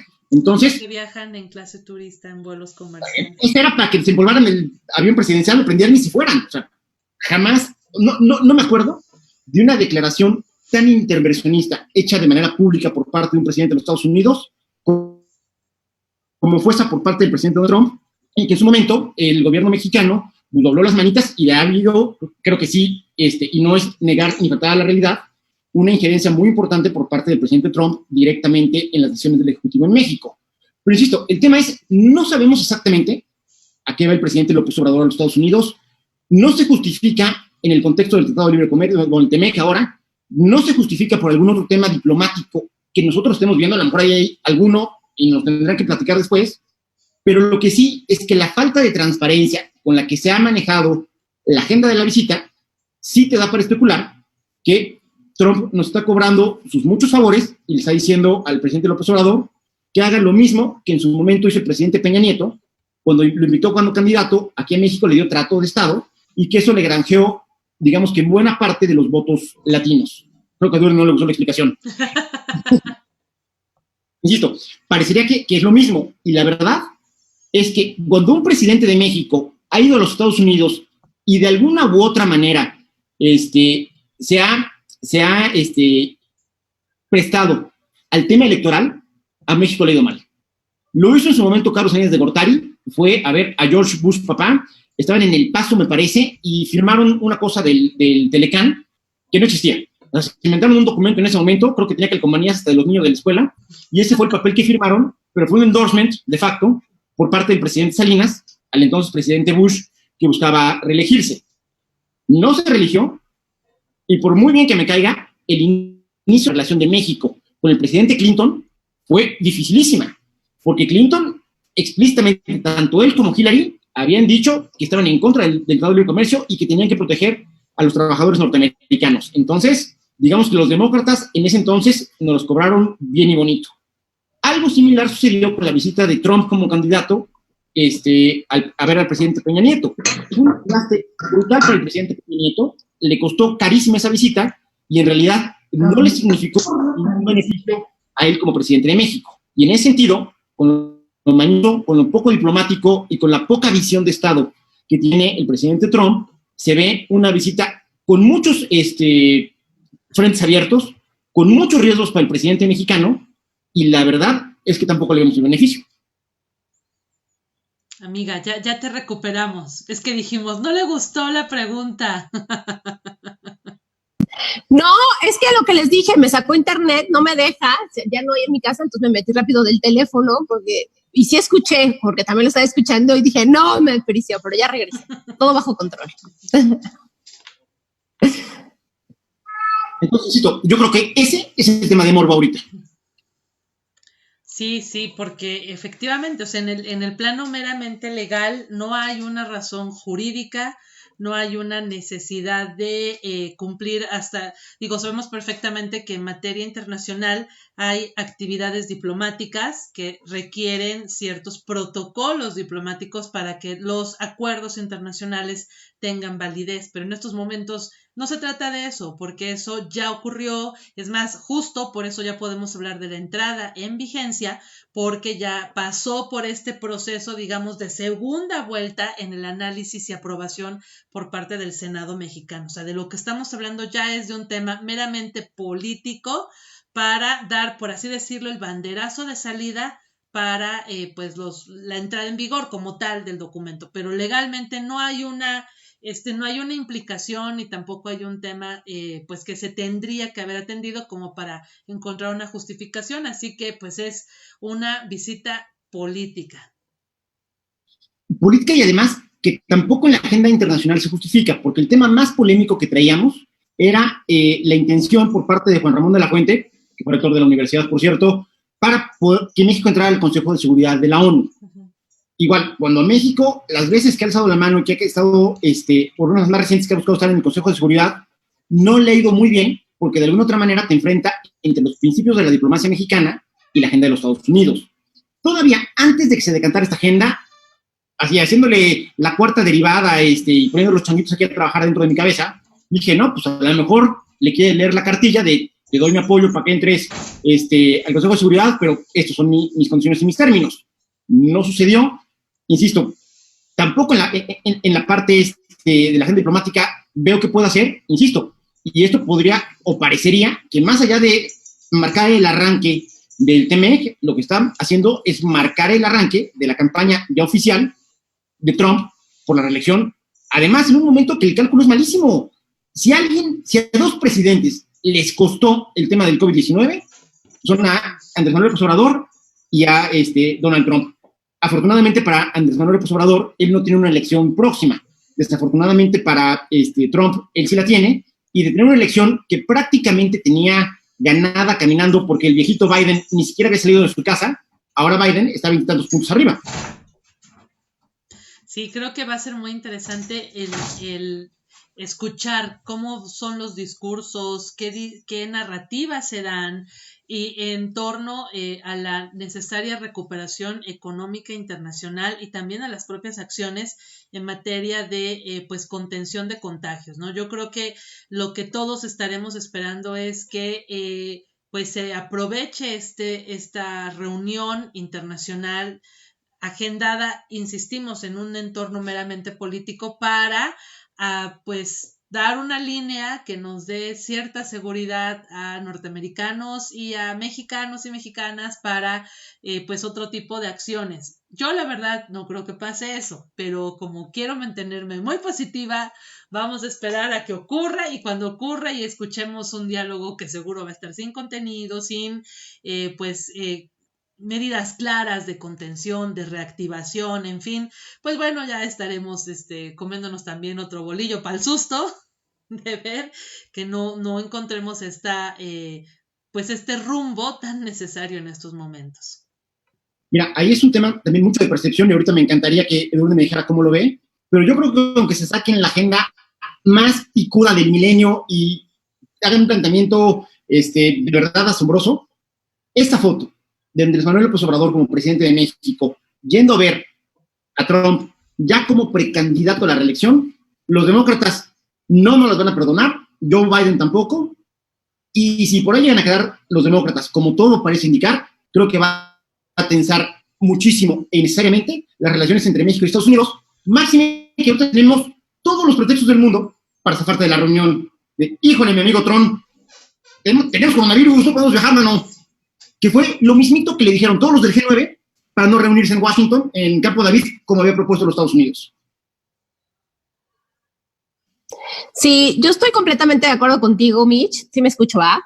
Estoy completamente de acuerdo contigo en estos temas en donde en la política no hay nada fortuito. O sea, los tiempos perfectamente se van midiendo. El tema de la reelección, justamente cómo están las intenciones de voto, el desgaste que se tiene y que evidentemente, digo, bajo mi percepción y bajo mi óptica y mi lectura es que por supuesto que hay deudas en común en donde el presidente de la República sí que tiene que ir a cumplir, sí que tiene que ir a hacer un acercamiento. Tú lo decías hace rato, hubieron peores agravios en donde tendría que haber estado en Estados Unidos justamente pues poniendo un manotazo sobre la mesa. Sin embargo, no se han tocado ambos ni con el pétalo de una rosa, ¿no? Todo han sido palabras bellas, hermosas, el mejor presidente, amable, afable, brillante, lo mejor, y entonces el otro le responde, ya sabes, de que no hay de queso, no más de papa, y así se la pasa, ¿no? O sea, como estos personajes de antaño, y que la verdad es una pena. Sin embargo, bueno, yo también creo que esto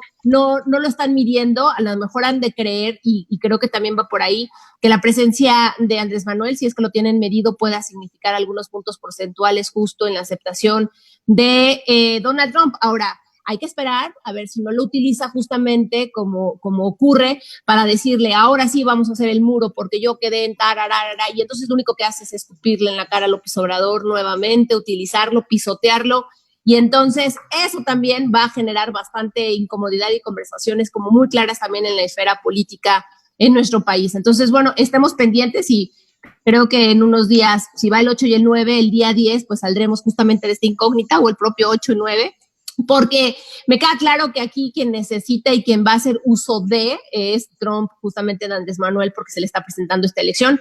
Y creo que igual a lo que tú dices, COVID, cerradas las fronteras, los picos de contagio, el tema de movilidad, no es un buen momento, todo para justificar el no ir a Estados Unidos, y al contrario va a tomar un avión comercial, va a hacer todo lo que no le gusta hacer, va a romper sus propias reglas justamente para ir a visitar al presidente Trump. Entonces, pues bueno, la verdad es que creo que la próxima semana tendremos bastantes cosas que comentar al respecto de lo que esté sucediendo, ¿no? Mira, y ahí, nada más para ponerlo en contexto para quienes nos ven y nos escuchan, es tal la falta de tacto, de diplomacia y, perdónenme, de educación del presidente Trump, que poco antes de que entraran a toda la polémica de si lo iban a desaforar o no lo iban a desaforar, dejó a Nancy Pelosi, que es la líder de los diputados, es decir, su par como poder, la dejó con la mano extendida. Y lo mismo le hizo a Angela Merkel. Entonces, a ver, si tiene los glándulas de hacerle eso a Angela Merkel, con todo lo que significa como canciller de Alemania, por Dios, o sea, le va a decir, y aquí mi amigo Andy, he is going to pay for the wall. ¿Cómo capitalizas eso en México? Yo pensaría, digo, que a nivel internacional, pues para eso tienes a tus diplomáticos, ¿no? O sea, que son los que están midiendo, y no digo que tengan como tal, ¿no? Los discursos previamente, pero sí midiendo el objetivo de las reuniones, ¿no? Y que sea siempre, digo, al momento en el que hablábamos hace un rato de la negociación del Telecán, yo recuerdo que cuando nosotros nos tocó estudiarlo hace algunos años, ¿verdad? Nos decían, fue una mesa de negociación donde cada coma, cada cambio que se incluía era un ganar-ganar para México, o sea, no había otra manera de pensarlo, porque a lo mejor estábamos hablando de una frontera que en una primera instancia no teníamos como el desarrollo, no teníamos todavía la oferta, pues, para presentar servicios o productos en algunos rubros, pero que el objetivo eran tiros de mediano y de largo alcance. Entonces, cada tema que se fue incluyendo le daba la oportunidad a nuestro país. Algunos, de hecho, fueron a punta de amparos, porque en este país tampoco las cosas son así, todas bonitas y mil sobre hojuelas. O sea, varios de los temas llegaron a México porque empresas norteamericanas exigían que se cumplieran criterios.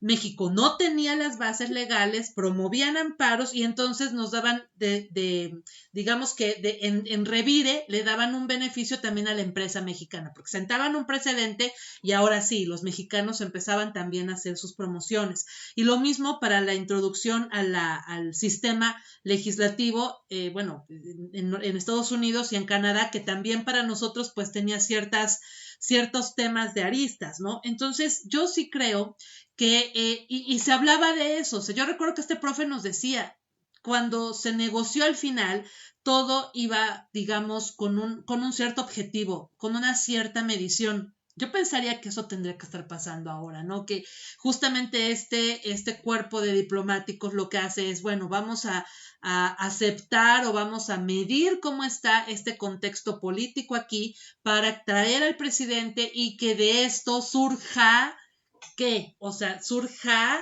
esos puntos suspensivos son los que tendremos de aquí a la reunión. A mí se me preocuparía mucho que fuera te dejo con la mano extendida o te digo, pues ahora te toca pagar por el muro o cosas de esa naturaleza, porque la realidad es que tú eres el experto en el tema de mercados. Yo no sé qué tanto eso, independientemente de que tengamos el piso jurídico o ciertos criterios financieros ya medidos, ese tipo de cosas sí afectan también a los mercados. O sea, una sensación en la que en lugar de generar mayor confianza a estas relaciones comerciales, pues caigamos en disminuir los puntos positivos financieros y legales por un mal paso en una decisión no bien calculada en la parte política. Mira, paradójicamente, ese es el tema que menos me preocupa. Y no me preocupa, no por otra cosa, sino porque todo el mundo ya conoce al presidente Trump. Entonces, de hecho, es al revés. Es lo que se espera que suceda. Si el presidente López Obrador logra regresar a México sin que se haya mancillado su nombre o se haya ofendido a los mexicanos o le hayan hecho burla o le haya puesto un apodo o le haya hecho una de esas cosas como de niño de secundaria que le encantan al presidente Trump, ya es bueno. Por eso te digo, no tengo nada en contra de que el presidente López Obrador viaje. Al contrario, creo que le falta viajar más para entender muchas cosas de las dinámicas globales, pero me preocupan las condiciones. Es un viaje donde no tenemos nada que ganar y tenemos muchísimo que perder. Y donde, a diferencia de lo que sucedió cuando fue la negociación del Telecán original, tanto los norteamericanos como los mexicanos como los canadienses tenían unos equipos brutales, con todos los empresarios en el cuarto de Cancún, todo eso, de gente viendo el tema de relaciones exteriores. Y aquí parte del problema, y se da tanto por el lado del presidente Trump como por parte del presidente López Obrador, es que ninguno de los dos le hace caso a su servicio civil de carrera profesional en el tema de las relaciones exteriores. No le hacen caso a la gente de RELEX, de la mismita manera que no le hacen caso a la gente de la Secretaría de Estado de los Estados Unidos. No, pues entonces sí va a ser todo un reto. Por aquí también llegan saludos de Jenny Matamoros Barrientos, Hugo Valente y Maga Bes. Muchísimas gracias por estarnos acompañando y qué bueno que estén sumándose a este análisis económico en Ponte las Gafas Violeta, porque ya ven que no paramos, siempre hay temas interesantes y pues hoy toda la agenda la tenemos para este análisis previo, que creo que es muy importante, Michelle, o sea, el previo de camino a, porque si estamos a días de que se dé este viaje y estas reuniones, es importante traerlo muy bien en el radar para que ahora que se den, pues ya estemos más que listos para analizar lo que esperemos sean pues un encuentro positivo, que le deje también esta pues tan mencionada en la parte de campaña, en el eslogan, esta esperanza, pues se pueda materializar con algún tipo de acción de mayor vinculación, sobre todo para empresas. De verdad que lo hemos visto, ¿no? Hace unos días con la rueda de prensa que lanzaron diferentes asociaciones de comerciantes para pedirle aquí al gobernador del estado, pues que se implementen medidas concretas para reactivar pues a la industria hotelera, a la industria restaurantera y en general al comercio, que pues sabemos es la fuente de empleos y es muy complicado porque hemos visto, por ejemplo, yo hoy escuchaba lo que dice en San Andrés Cholula el presidente, en San Pedro Cholula, que comentó, San Pedro va a ser el municipio del cubrebocas. Dije, chinga, perdón, pues tendrían que ser todos, ¿no? O sea, no uno, tendrían que ser todos, pero bueno.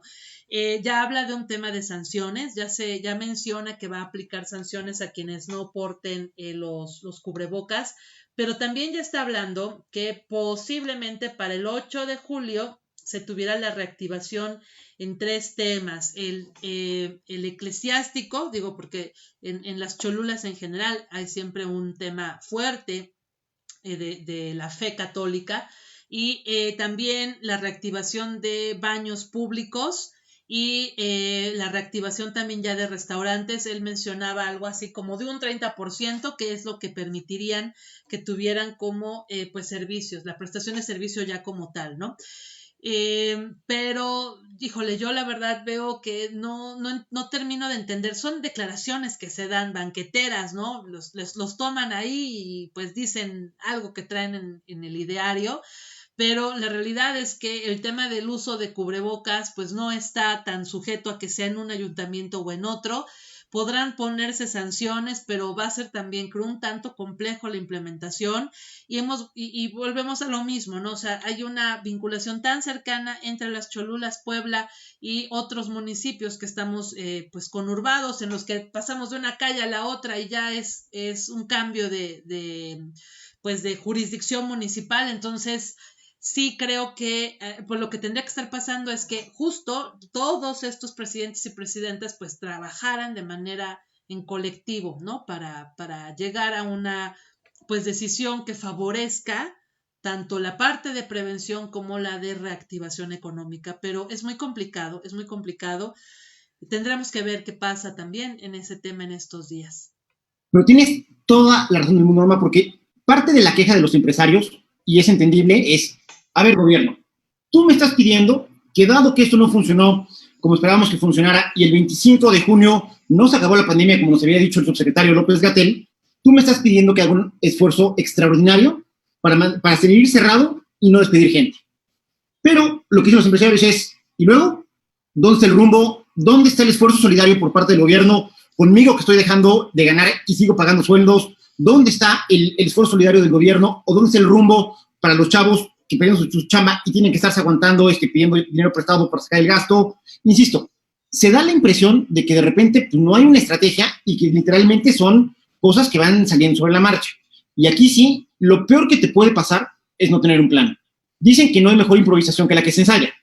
Y de verdad así es. O sea, tú puedes improvisar muchas cosas y tener la capacidad de reacción, pero si tienes bases sólidas sobre las cuales improvisar, es más fácil que tengas buenos resultados y es un poco lo que preocupa, no nada más en Puebla, yo creo que a buena parte de las entidades federativas les está sucediendo. En parte es normal. El tema del coronavirus cuando surge lo toma todo el gobierno federal y de repente el 13 de mayo se lo suelta a los gobernadores. Entonces yo creo que todos los gobernadores quedaron con cara de, perdón, ¿a mí?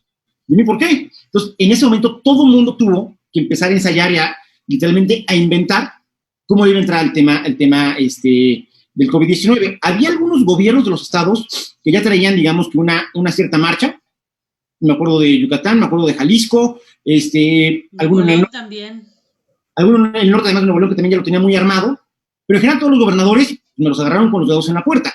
Pero, insisto, esto fue algo muy, muy malo para ellos, que sucedió el 13 de mayo. Ya estamos a veintitantos de junio, entonces, digo, la etapa del shock ya pasó. Y de repente, no, efectivamente, estamos metidos platicando de Trump, que le va a sacar la lengua y le va a picar los ojos al presidente López Obrador, que a lo mejor no estamos aterrizando el tema de libre comercio en Puebla. Es importante todo esto que estamos discutiendo del TEMEC, Telecán, para Puebla, definitivamente sí. Porque Puebla tuvo un desarrollo histórico muy chistoso. Si ustedes se ponen a ver, Puebla es un poquito, buscando el paralelismo, es un poquito como Barcelona.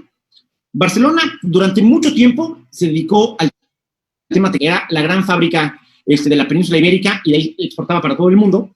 Poco a poco empieza a cambiar. En la época de Franco toma la decisión dictatorial al final del día de que él quería una Fiat en Barcelona.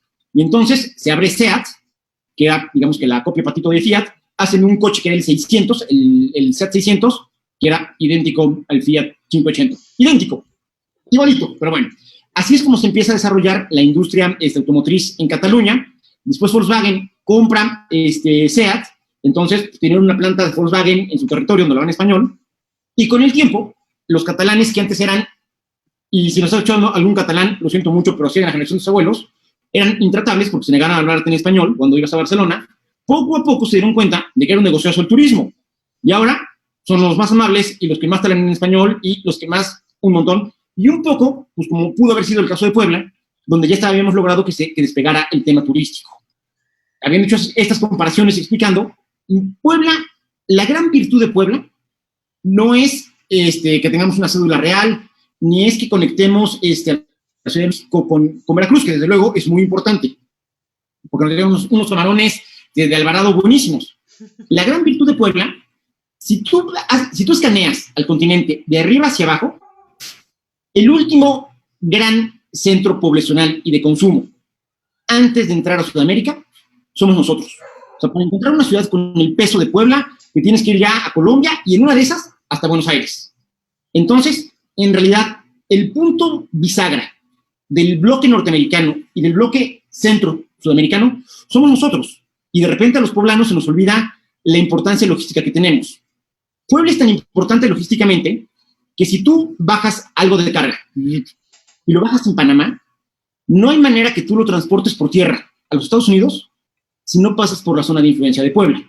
De hecho, la fortaleza inmobiliaria que ya tiene Puebla durante muchas décadas no es por el empuje demográfico, es literalmente por esta posición medular y logística que tenemos para todo el continente. Entonces, buena parte de la riqueza de Puebla que hemos visto en los últimos 25 o 30 años tiene que ver con que haya comercio internacional, porque el comercio internacional pasa por la zona de influencia de Puebla. El hecho de que en algún momento no pudiese haber habido acuerdo comercial, no hubiera habido TEMEC, o que fuera un TEMEC en peores condiciones, reduce los flujos comerciales, y eso, además de estar pegando a las empresas, a las Audi, a las Volkswagen, a las Ford, a todas ellas, también le estaría pegando a Puebla, porque tu valía como centro logístico se ve muy reducida. Y por eso preocupa que todavía queden tantas cosas pendientes que tiene que hacer el gobierno federal y, desde luego, también los gobiernos en el estado y en el municipio para poder aprovechar mejor la plataforma que nos da el TEMEC. El TEMEC, al final del día, para Puebla, igual que para México, es una plataforma. Y es una plataforma inmejorable porque desde el 95 estamos comprobando que sí funciona. Lo que hagas tú con esa plataforma, si haces la tarea y la haces exponencial o no haces la tarea y te quedas ahí, ya va a ser decisión tuya soberana como país. No, sí, yo sí creo que el hecho de que tengamos este esta gran ventana de oportunidad en medio de la contingencia, sí, pues nos renueva y nos motiva a muchas personas, ¿no? Pensar que esta pueda ser una forma para pues salir adelante de esta situación. Simplemente hablar ya de una posibilidad de movilidad, de generar más tráfico, en fin, es preocupante porque precisamente uno de los presidentes que ha tenido el menor tacto para el tema de afrontar el asunto del COVID ha sido justamente Donald Trump, entre otros muchos, ¿no? O sea, tiene como sus muy marcadas áreas de oportunidad, por así decirlo, ¿no? Y una de estas ha sido, pues, esta desatención que ha generado también, pues, este impacto económico en Estados Unidos. Yo hace un rato igual me quedé muy preocupada por la caída, porque cada que platicamos, Mitch, la caída, la proyección de cuánto va a caer México va creciendo. O sea, hace un rato ya nos dijiste de un 10%. Te juro que yo no las hago. Esa sí no es culpa mía. No, yo lo sé. A lo que voy es que conforme va, me imagino, ¿no? O sea, corriéndose la proyección y al ver que esta contingencia va sumando, que no hay como otras actividades que logren repuntar, siguen quedándose personas sin empleo. Independientemente, me imagino que también debe de afectar el hecho de que se incrementan los contagios, las personas que van falleciendo en nuestro país. Entonces, el pensar que ya vamos por una caída, cuando el mundo se va a caer 5 puntos, México se va a caer de entrada el doble. La realidad es que sí, pues sí, te juro, yo tendría que venir con mi bolillo, ya voy a venir con mi bolillo los martes, ¿verdad? Porque el susto es decir, ok, sí, ¿ahora cuánto va a caer? Ok, que el 10, ¿que cuánto? Que el 11, no, bueno, porque eso implica que la recuperación va a ser cada vez más complicada y eso también habla de esta necesidad que como sociedad, como individuos y como colectivo tenemos que, pues, refrendar este trabajo solidario, este trabajo corresponsable, para que cada uno de nosotros desde nuestras pequeñas o medianas o grandes áreas de influencia, pues podamos estar favoreciendo, porque la verdad es que si no nos echamos la mano entre nosotros, ¿no? Para la parte tanto de salir adelante en estos momentos de la crisis y luego reactivarnos, va a ser complicada. Yo eso lo tengo claro. Todavía no sé cómo articularlo ya en la práctica, pero sí sé que va a estar de este lado de la cancha, ¿no? Porque pues entre que si se van o no a distraer los discursos de los puntos medulares y luego las acciones, pues entonces el escenario pinta más ciudadano que gubernamental. A ver, totalmente de acuerdo, y lo platicábamos la semana pasada. Yo creo que si alguien que esté en la esfera de las decisiones públicas, político, burócrata, tecnócrata, como gusten y manden que sea, está pensando que lo más importante para este país son las elecciones del 2021, se está equivocando rotundamente. En este país, la prioridad debe de ser cómo hacemos compatible el regresar a nuestros trabajos, el regresar a producir, con el tema de poder contener el índice de contagio que tenemos del COVID-19. Es fundamental, y lo platicamos la semana pasada, porque no podemos seguir teniendo cerrada la economía, ya no digas por tu economía doméstica o por la mía, sino porque simple y sencillamente en algún momento se va a acabar las reservas que tenemos y vamos a empezar a tener broncas de desabasto, lo cual sería, pues, echarle más leña al fuego. Y por el otro lado, porque literalmente estamos coadyuvando a que se espanten los inversionistas. A ver, los 3 factores de producción fundamentales en la economía son la tierra, el trabajo y el capital. Si de repente se te reduce la tierra, vía la tecnología que es capital, puedes hacer lo poquito que te queda más productivo. Si te quedas sin capital, puedes pedir dinero prestado. No hay nada en la economía que sustituya a los seres humanos. Entonces, si esto sigue sin control y tenemos una población totalmente diezmada por la enfermedad, pues es más complicado que podamos ser productivos y salgamos adelante. Por eso, siempre la prioridad ha sido la parte de salud, pero ya estamos llegando a límites donde la parte económica, digamos que ya se le está emparejando en términos de prioridad. Entonces, insisto, esta discusión de cómo hacemos y generamos las condiciones de salubridad e higiene para que la gente pueda regresar a trabajar de manera segura, debería ser la discusión que deberíamos tener como país. Y todo lo demás va después de eso. Desafortunadamente, pareciera que nos quieren distraer para que no estemos teniendo precisamente esta discusión. Y donde además, un poco hay que ser empáticos con los mercados y ponerse en los zapatos de los inversionistas. ¿Qué piensas de un país que empezó su lucha contra el COVID prácticamente después de Europa, despuésito de Europa, donde en Europa ya se pudo contener, ya se aplanó la famosa curva y donde la incidencia de contagios va bajando todos los días?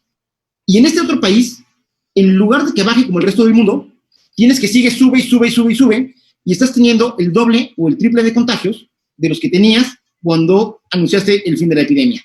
Dice, oye, perdón, estos chatos y estas chatas no tienen capacidad operativa de controlar un tema de estos. Y si no tienen esa capacidad, menos van a tener para otras cosas. Entonces, aunque no lo crean, el tema de descuidar la incidencia y los contagios del COVID-19 no es un tema que nada más nos afecte en nuestra salud, nos está afectando y muchísimo en el mediano plazo, porque también nosotros estamos coadyuvando a que no haya confianza en el país. O sea, perdón, pero la gente que cree que está ejerciendo su libertad por el hecho de negarse a ocupar cubrebocas o por estar saliendo o por hacer cualquier imprudencia, están en su libertad. Pero las libertades terminan donde empiezan las de los demás y ustedes le están cancelando posibilidades de estar sano y posibilidades de tener un empleo a todas las personas con las que conviven. Eso no es libertad, eso sí es responsabilidad. Híjole, qué fuerte. Bueno, por ahí hay un delito, ¿no? Pero también les ha costado mucho trabajo quererlo aplicar como se debe. Por aquí están llegando saludos. Mónica Curi, muchas gracias, Mónica, qué gusto que estás por acá. Qué milagro que nos ves el martes de Ponte las Gafas Violeta y Análisis Económico. Lisette Cruz Garza te manda muchos saludos. Michelle, José Juan Ayala, muy buena mesa de análisis, saludos a todos. Muchas gracias, José Juan, y sabemos de tu lucha justamente al presidir este colectivo de comerciantes del Centro Histórico de Puebla. De verdad que pues mucho ánimo, y también pues estamos muy al pendiente de lo que ustedes también están dando como batalla. Michelle, lo de José Juan, mis respetos, porque José Juan además le tocó la tormenta perfecta, porque estás en una zona que depende mucho del turismo, que depende mucho del sector de alimentos y bebidas, y donde además por la escala de los miembros de la mayor parte de los negocios en el centro histórico, digamos que eran los que estaban menos preparados para aguantar un tema de falta de liquidez con lo que estamos viendo. La verdad es que alguna vez se lo escribí por Twitter, aunque ya no le dimos seguimiento a la llamada, pero mis respetos, y lo que necesites, en lo que yo te pueda apoyar, encantado de la vida. Muchas gracias. Ya por aquí ya contestó que muchas gracias. Yo quiero que nos digas con qué reflexión nos quedamos, amigo, porque justo, ¿no? yo sí ya me incluyo, ¿verdad? Yo no hice nada, pero hiciste el favor de generar toda esta línea del tiempo, todo este antecedente, los aspectos fuertes económicos que ha tenido de impacto el antes Telecán y ahora el Temec. ¿Qué nos dejarías como reflexión de cara a, vemos 2 semanas, yo aquí tengo mi calendario, ya vi que el próximo martes 7 y después el 14 ya vamos a tener ahora sí el post análisis de lo que haya pasado en esta reunión de nuestros presidentes? Entonces, ¿con qué nos podemos quedar? ¿Qué mensaje esperanzador después de que ya nos diste varios sustos esta noche para quienes estamos tan preocupados por esta necesaria reactivación en la parte económica?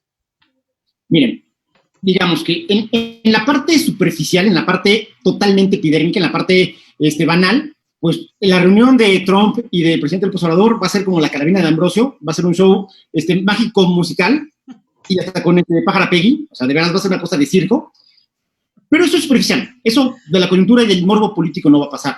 La buena noticia es que México es un país tan afortunado y tan noble que a pesar de todas las desgracias que tenemos con el COVID, nos llega justo en este momento un trampolinzote como es la entrada en vigor del TEMEC.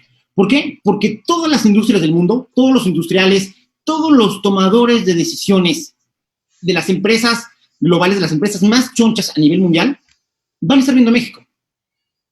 Y vamos a tener, además nos van a estar viendo por algo que significa un potencial económico, reafirmar un proyecto político-económico que le ha funcionado no nada más a los Estados Unidos y a México, sino que le ha funcionado al mundo. Hay una triada, es como un tripié, donde si falta la Unión Europea, y falta Asia, y falta América del Norte, este tripié que es el que sostiene el comercio internacional, no se puede sostener. En ese sentido, le estamos dando esa confianza al mundo y el mundo enterito va a estar viendo lo que pasa en México. Es como si es tu cumpleaños, ya prendieron las velitas del pastel, tienes un pastelote, llegó el payaso, llegaron tus cuates, están las serpentinas, está la música, están los gorritos, y lo único que falta es que el niño del cumpleaños quiera celebrar.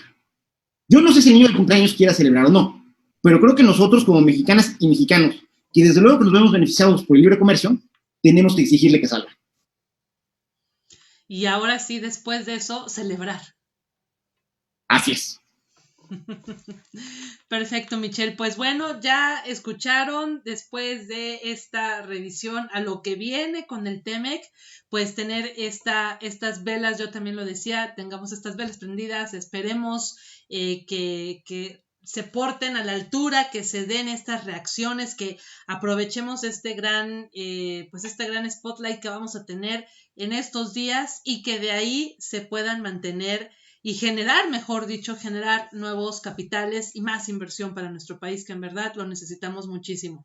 Yo voy poco a poco haciendo mi tarea después de todas las recomendaciones que me dejaron aquí en ese martes tan interesante, donde intercambiamos, que ya esperen, ténganlo, porque vamos a volver a hacer este ejercicio. Entonces yo estoy avanzando con mis tareas que me han dejado, pero efectivamente en estos análisis de películas muy interesantes y de series, para pasar los fines de semana palomeros con esta revisión de Wall Street.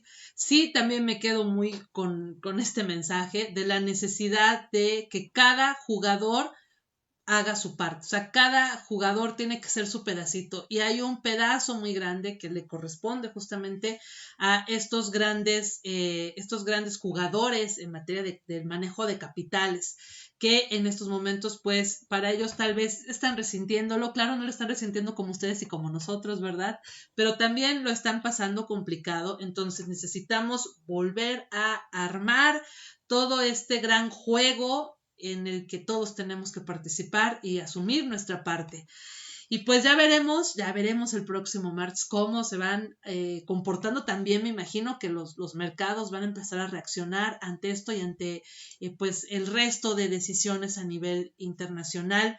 Veremos también qué tanto pues los procesos que estén implementando ya en la Comunidad Europea y en la otra parte, ¿no? Esta parte que de repente ahorita ya como que se nos olvidó que existe, ¿verdad? China, Japón y demás, estos gigantes asiáticos, ¿qué acciones ya traerán también? Porque este segundo semestre del 2020 ya se había anunciado que ellos iban a reactivarse, entonces pues estamos ya igual esperando con mucho entusiasmo qué van a hacer, qué magia van a sacar y cómo esa magia pues eventualmente nos pueda también favorecer a nosotros de este lado, que estamos viéndolo pues todavía con esta parálisis, porque estamos afrontando la primera etapa, que es pues la etapa de la contención pues de los contagios del bicho que nos llegó.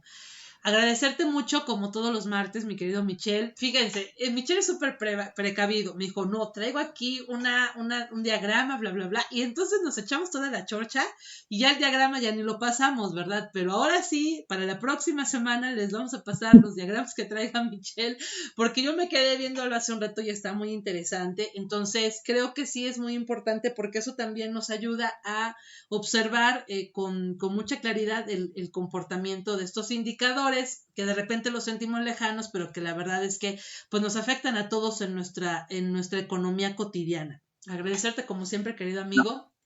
Ni lo digas, al contrario, tú sabes que encantado de la vida. Siempre les digo que el martes en la noche es para mí la hora del recreo. Me encanta platicar con ustedes dos, me encanta la interacción que tenemos con el auditorio. Y a ver, la virtud de las gráficas es que de repente algo que es muy abstracto te lo vuelve muy, muy visual. Por ejemplo, cuando salió la gráfica del IMAI, del índice mensual de actividad industrial, literalmente cuando bajé la gráfica me dieron ganas de llorar. O sea, conociendo el número, la vi y fue así de...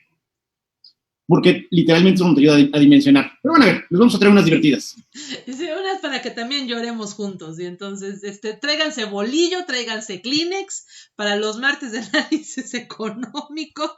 Edurne ya dijo que hay que traer todo el botiquín para la gastritis que se nos genera. Entonces, miren, su botiquín, unos Kleenex y bolillo y ya. O sea, ya vamos a estar preparados para lo que nos vaya a decir Michelle, y entonces ya lo asumimos con tranquilidad. No, no es cierto. Muchas gracias, Mitch, porque la verdad es que yo disfruto mucho los martes de análisis económico. La neta es que aprendo, hago remembranzas de pues, los puntos importantes de nuestro estado, de nuestro sistema jurídico nacional e internacional. Y pues bueno, yo espero que también quienes nos acompañan noche tras noche, pues también les agrade y se lleven un momento agradable y un momento también de reflexión, porque es lo que hemos estado diciendo, necesitamos ser como pueblo, como sociedad, mucho más reflexivos, pensar un poco más y también actuar, pero actuar también después de habernos allegado de más información.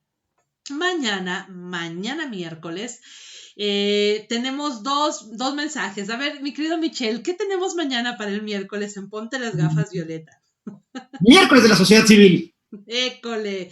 Muy bien, miércoles de la sociedad civil, pero este miércoles de la sociedad civil vamos a tener un tema muy interesante porque nos va a estar acompañando María Salguero, quien es Mujer Forbes de México y que elaboró nada más y nada menos el mapa de feminicidios para México. Entonces va a ser un análisis muy interesante el que nos va a estar presentando. Yo la verdad ya tengo como varias inquietudes que le quiero compartir. Y algo que también me parece muy interesante es que a este nivel internacional, pues se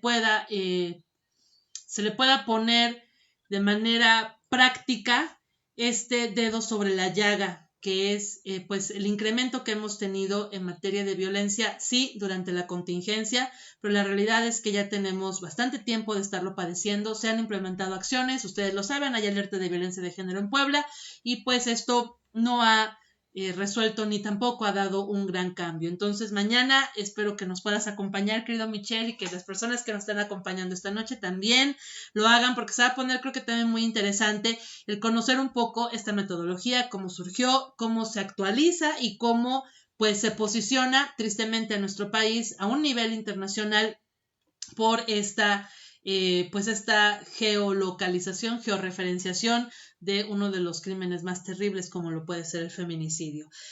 Y pues agradecerles a todas y a todos por habernos acompañado esta noche. Edurne ya tuvo muchos problemas para la conexión, vieron que por ahí ya se le estaba complicando sostener su conexión a internet, pero pues ella seguramente desde donde está les está enviando también la mejor vibra, abrazos, besos virtuales y el agradecimiento por permitirnos el honor de estar con ustedes, de llegar hasta sus hogares y de generar estos análisis y de decirles obviamente que no están solos, que no estamos solas y que juntas y juntos pues vamos a salir adelante de esta crisis. Claro que sí. Muchísimas gracias, Michelle. Muchísimas gracias a todas y todos y que pasen excelente noche. Hasta luego, buenas noches.